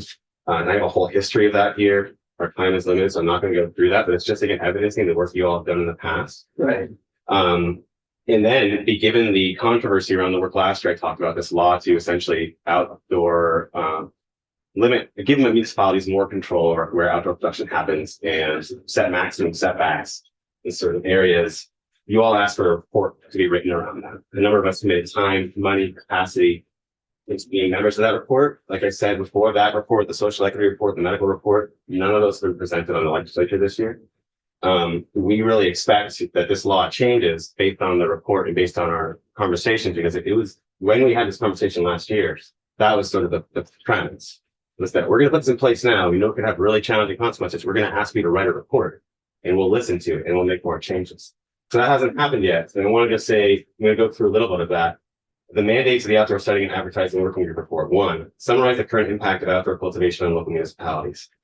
Surveying the CCB did, nearly 90% of municipalities indicated no issues with outdoor cultivators. Only 2% indicated significant issues.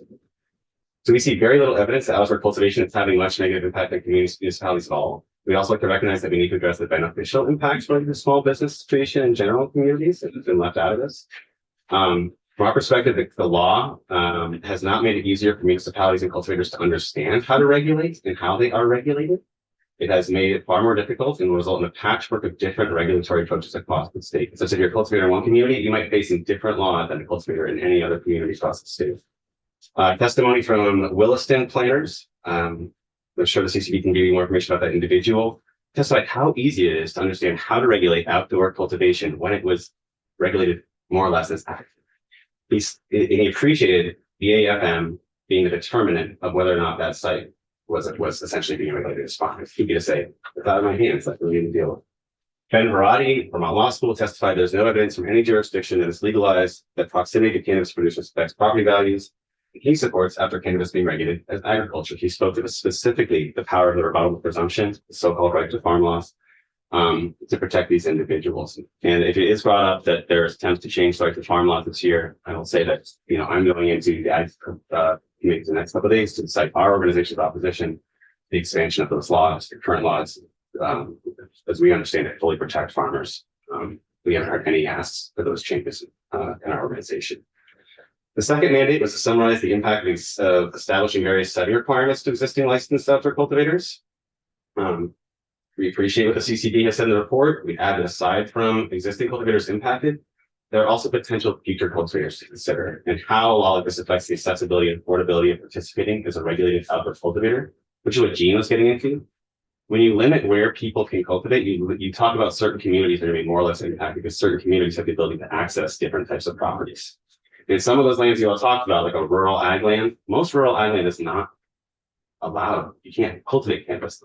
If it's in Vermont Land Trust, if you have a natural resource conservation service agreement with a beef producer, I have an RCCP grant of $70,000 with the federal government. I can't cultivate cannabis on my land because of that agreement. If I had a loan through FSA, Farm Service Agency, I couldn't cultivate cannabis on that land. So we're talking about agricultural land for the most part, not really being accessible for cannabis cultivation. So we share jurisdiction, obviously, on this piece with our ag committees. Yes. And you have had time, have you had time, and are they taking up this bill or aspects of this bill? We are bringing people in through our citizen advocacy days, and we were there in early January, just because we wanted to preempt them. As you may or may not know, they didn't have a lot on their schedule. So we just worked to get in there and make the point about a lot of this. We have an in-house IHC. They would like more agency, but as I told you last time, they have not been given more agency by the House Committee on Government Operations. I just want to say a couple other things. Yeah, that is, are some of the restrictions on being able to cultivate on certain kinds of land an outgrowth of federal restrictions based on loan, say federal loans and other kinds of federal funds that are going in. And if that is essentially the problem, as opposed to anything the state is or is not doing. Well, what I'm trying to point out is that those federal restrictions give us our baseline, right? So there's a bunch of areas we can't cultivate, can't do things. What the state has done with these setbacks, giving municipalities the power to set cultivation districts where cannabis shouldn't be grown outdoors, and different maximum setbacks they can prescribe for those areas. That puts a further suite of limitations on it, which really affects people, even people in really rural areas. We have someone who's going to come today. I believe is in Castleton, and he's farm family. He's growing. He said 10 feet from one of his neighbor's sites. That's well below either of the maximum thresholds that were set in his community. Sites to set that up, and he spent a lot of time creating permanent planting sites, etc. But his neighbors don't care. It's in a very rural area, so still have a lot of unintended. This particular passage has a lot of unintended consequences. There's a lot here. People have land they have to produce on, whatever it is you're farming. Accessing appropriate land or expanding a farm or starting a farm is not easy. It's more difficult when it's uniquely regulated as cannabis is. Setbacks are unreasonable and ineffective at controlling smell. And I want to dive onto that in particular. Like, this was one of the main conclusions of the CCB's working report, is that this operates on setback, but setbacks 25 to 50 feet are not going to affect smell. This is all more makes us think, well, what were we doing here? We were trying to put someone out of business too. So testimony from Williston, again, the planner there says that setbacks they use, this is in Williston, like a fairly developed area, range from 10 to 15 feet on side and rear yards, and even closer with features like ferns and hedges. Well, you all said it was 25 to 50 feet. That's like well beyond any setbacks that they even use at a land planning level in real estate, for example. And then another mandate was to address whether and how to authorize municipalities to establish local conservation districts. Clearly, we feel like they shouldn't have any authority to authorize cultivation districts. Outdoor cultivation of cannabis should be regulated as agriculture is in the state.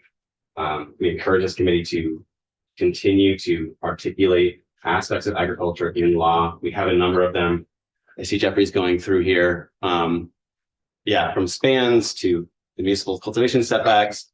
We have specific language for the water aspect of this, so you all can understand it. And perhaps the last thing, because then we're gonna skip I today. know you want to get Dave, but I want to, there's been so much talk about direct sales. And we were asked to look at the proposal brought in by Sam Belvance last week that was a decentralized retail sale location that was also a consumption event. We've had Jeffrey can speak a little bit more, had some conversations with insurance providers, try to understand like how, no matter what we do, there's other actors involved. As John Rogers said, our ideal for most people we talk to is some sort of supplemental direct retail license for cultivators and manufacturers that they can sell directly from their property. With scale appropriate regulations. As you see here, we talk about security, taxation, point of sales and training, and we refer to the CCB to do a whole rulemaking process around this. This isn't unregulated tomato sales. The other one, which is more similar to Sam's, is this limited direct retail sales temporary event. But unlike Sam's, it doesn't involve consumption. And based on our conversation with insurance providers, dealing with consumption, both at the legislative level and at the insurance level, would take us a long time, probably another session. But having a showcase, a farmer's market showcase. I'm not going to, but I'm not going to say showcase. We don't want this to be a retailer event where cultivators, manufacturers are invited to show their product and not make any profit share. The whole point here is that the cultivators and manufacturers are the ones who get the permit for the event. They can sell their product directly to consumers. They can recover at this event. At these events. And it's very similar in some ways to what Senator Rogers proposed. We just include manufacturers. We have a few different things here. Again, it refers to all these security things, the CCB to do rules. So there is some commonality between more us and Senator Rogers than it is on the other side. But Sam was careful to point out to us that his actually does allow the cultivators and manufacturers to be at that event, but it's through a sort of convoluted process of the CCB needing to approve things. And I'm very skeptical the CCB would approve any cultivator or manufacturer based on that bill, given the current law, given what we've heard from the CCB and their concerns about pushback on direct sales. Right. So obviously this is something we need to further conversation about. Yes. I'm going to pivot to David just because we are going to go a little past our time before we take up the resolutions, because you've all come and we're so grateful too. And we had Amy here. I don't know if you have time for that too. I think David waited also as you did, and I Certainly. yeah. And so I'm going to pivot to David right now, and we'll have Amy another time. I think. Maybe the last thing about the governor. There's been some talk about the governor being potentially against direct sales. From our perspective, the governor has not said anything about this. If anything, he's been supportive of small farmers accessing the market. It was part of his mandates, it was part of his signing statements. This needs to be accessible for small farmers. I'm not going to presume what the governor's Neither am I. response to this. Neither am I. I think don't that think anyone is should. I think that's not a wise place for the moment. David, welcome. Thank you, Jeffrey and Graham, and more to follow. Clarkson, my name is Dave Silverman. For the many hats I wear, the one I'm here wearing today is director of the Vermont Cannabis Action Fund. We are a coalition of, nearly 60 licensed entities. We grew out primarily of retail, but we do have members in every single license category. I want to talk about 4 high-level points. First, I want to talk about the ongoing market saturation. The cannabis market is saturated statewide. It is not a matter of a few towns with ultra saturation. Certainly, that is an issue. Rutland, Burlington, Morrisville. I mean, those are really bad examples of places with too many stores. But frankly, the entire state has too many stores. We have 114 licensed retailers. Not all of them are quite open yet. The market has had to absorb a 40% increase in the number of licensed retailers over a period of less than 6 months. This has been very difficult for the market. This has resulted in very sharp price falls that others today have also testified to. We have one store in this state for every 5,700 residents. That ranks us among the very worst in the nation among states with adult use. We are looking like Oregon. Oregon is not a model to follow. It is everyone fails in Oregon. The only people who succeed in Oregon are people who can have dozens of stores where they can kind of split costs and reduce their compliance costs by not complying so well. Our basic problem is that supply exceeds demand. Adding more retailers, adding direct retail doesn't solve the problem of demand being what it is. We are a very different state. You saw just last week, Joint Fiscal told you that March cannabis sales were down year over year. Look, that is just simple math of a stagnant demand and falling prices leads to less sales in dollar terms. That is bad for the industry. It's bad for the state tax coffers as well. Happy to talk to the finance committee about alternative methods of taxing cannabis, not to rely so much on price, but on weight. But I've been told not to raise that ever again. No, I don't think, well, they'll discuss it as the bill makes it to finance. So save your fire for that. Yeah. The Vermont Cannabis Action Fund supports the change to the board's rulemaking authority on retail citing. I want to thank and praise the CCB here for recognizing that the path that they initially set down on retail citing was not going to work. That takes a lot of courage to do, and so I think I really want to call that out.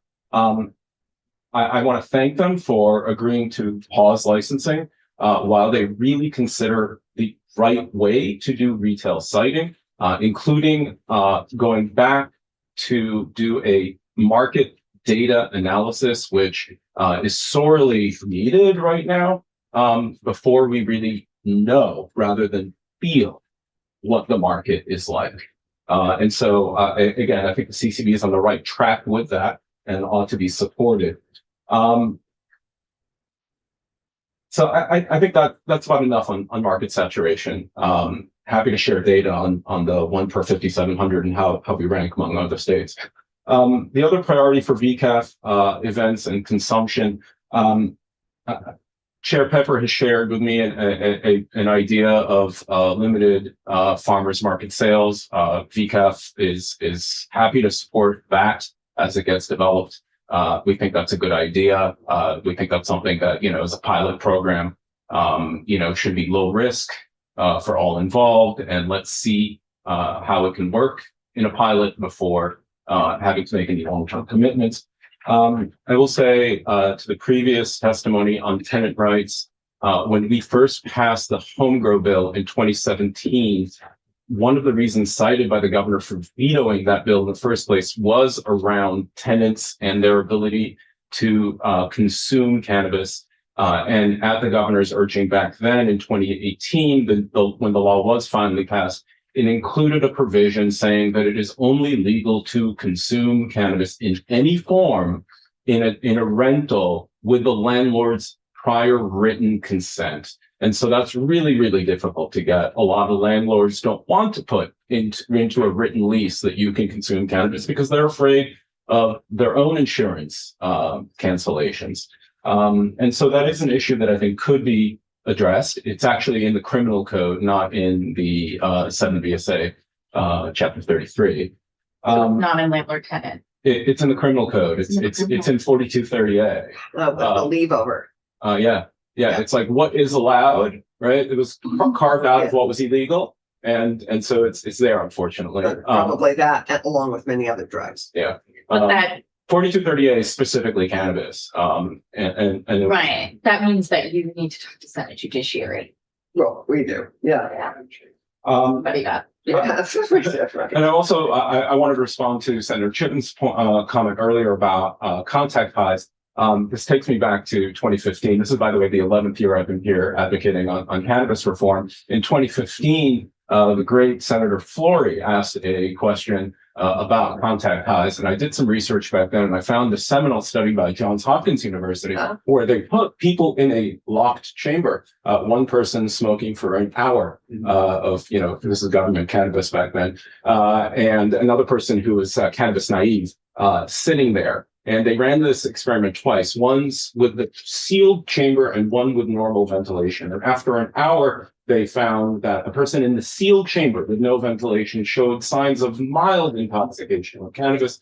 But when you turned on the vents, there was no secondhand impact at all. So it seems that secondhand highs is more of a myth than a reality in the real world because we're not in vacuum sealed chambers.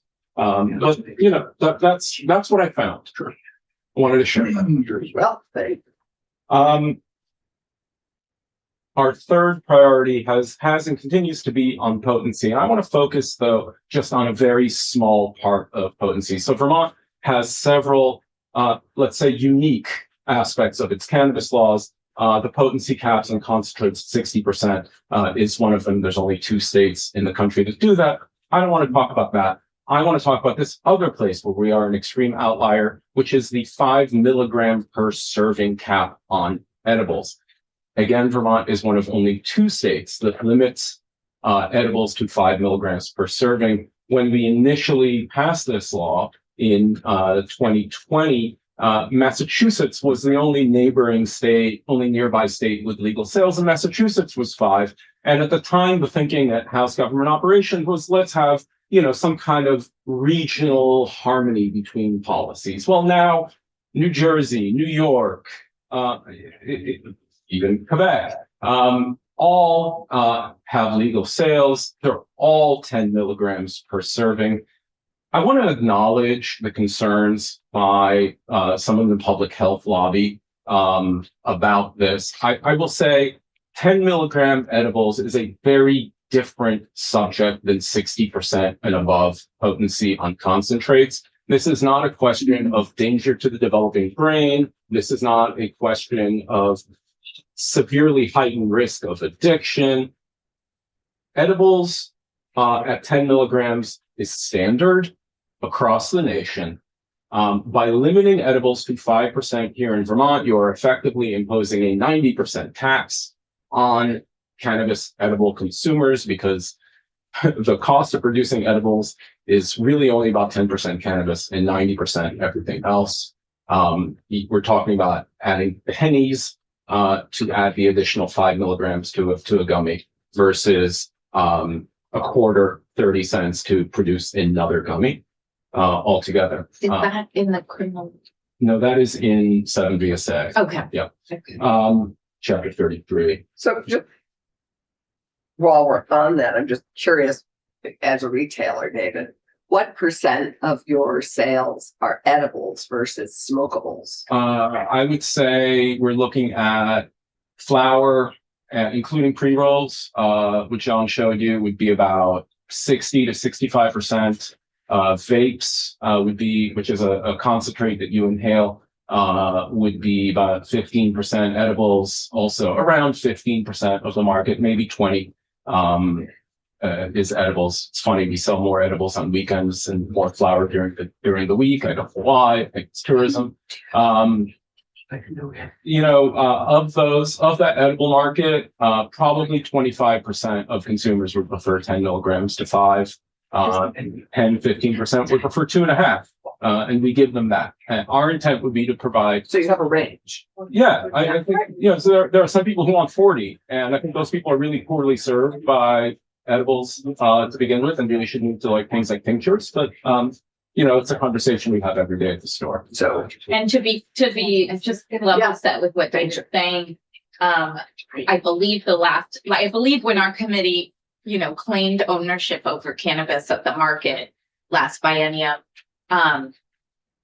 Senator Sears still wanted to keep issues around potency and milligram levels. So we never gave ourselves the full education on that. So this is helpful, and I just want to say that we haven't really considered We have. questions. This is the first time. And you know, I think, you know, we can continue to have these conversations. It's just, this is a thing we've been asking for years with very little success. And I just think that if we separated out the edible question from the other potency questions, at least, you know, we can narrow the focus, because I do think edibles presents a much, much lower risk. The real risk with edibles is accidental ingestion by young children who don't know what it is. Well, and we sadly all the things that are more challenging. I mean, that's true for alcohol too. Sure. And we address that through requiring that edibles be in childproof containers and not have packaging that is attractive to children and things of that sort. I will say, you know, a couple of years ago, we had a conversation around increasing the size, how many edibles you can put in a package. It used to be that you can only put 10, now you could put 20 into a package. And we had Kayla Freeman from UVM's ED here, and it was at House Scott Ops, but, you know, he testified, and I think we can go back and find that testimony, that, you know, when you're talking about the marginal risk between going from 50 to 100 milligrams, it's almost nothing, because you're already talking about a very bad day. Right. And, you know, the same is 5 to 10. You're not talking about the risk of a lethal dose or a, you know, an intubation or anything of that. You're just having a really bad day for both parent and child. But, and one might say you're better off in the regulated market in that way than making your own edible product where you are or buying them off the the national hemp derived D9 market, where you can get any potency you want with very low regulation. Right. We need to just keep The going. very and last, yeah. the very last, I want to touch on free speech, because it's important. I think so. 7 VSA 864 is a gross violation of our free speech rights.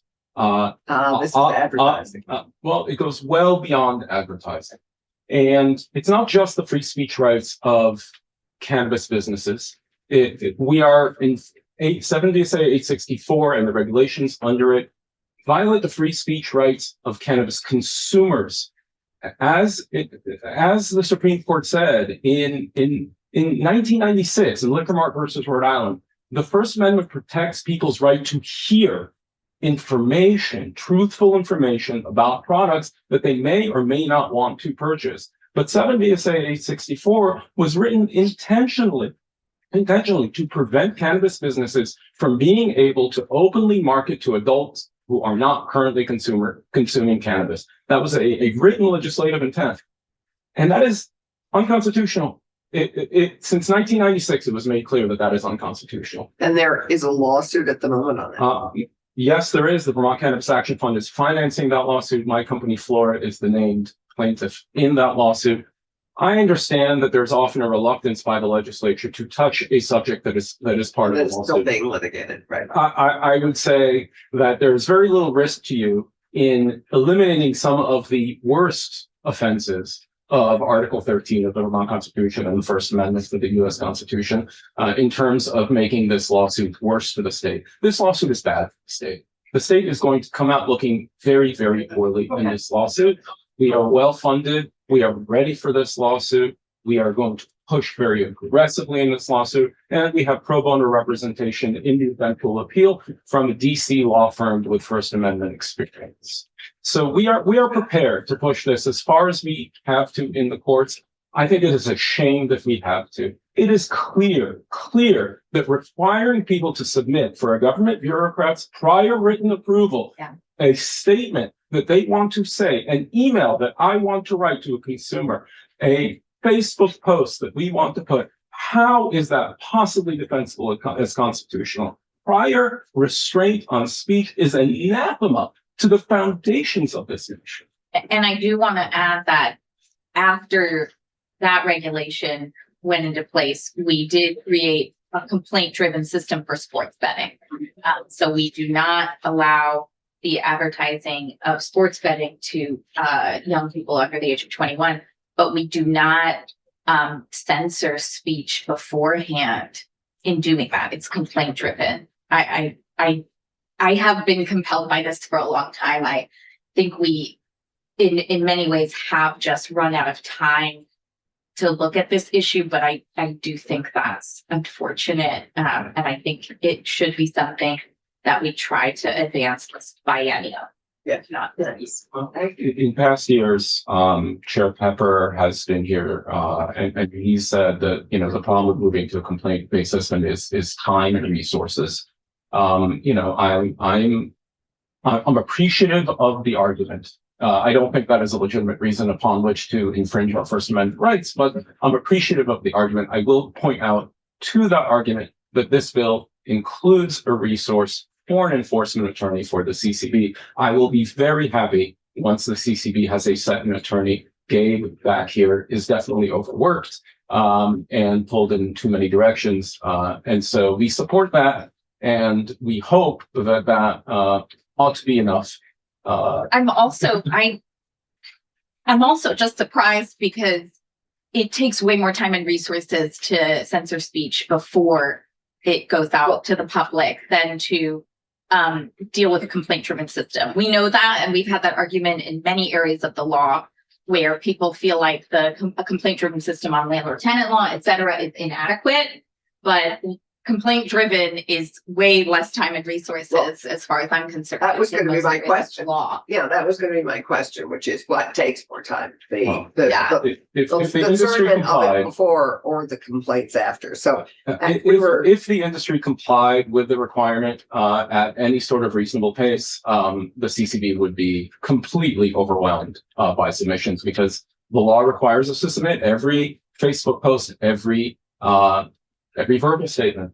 Literally, an advertisement is defined as any statement, written or verbal. right, yeah. So David, we need to shift gears. Thank you.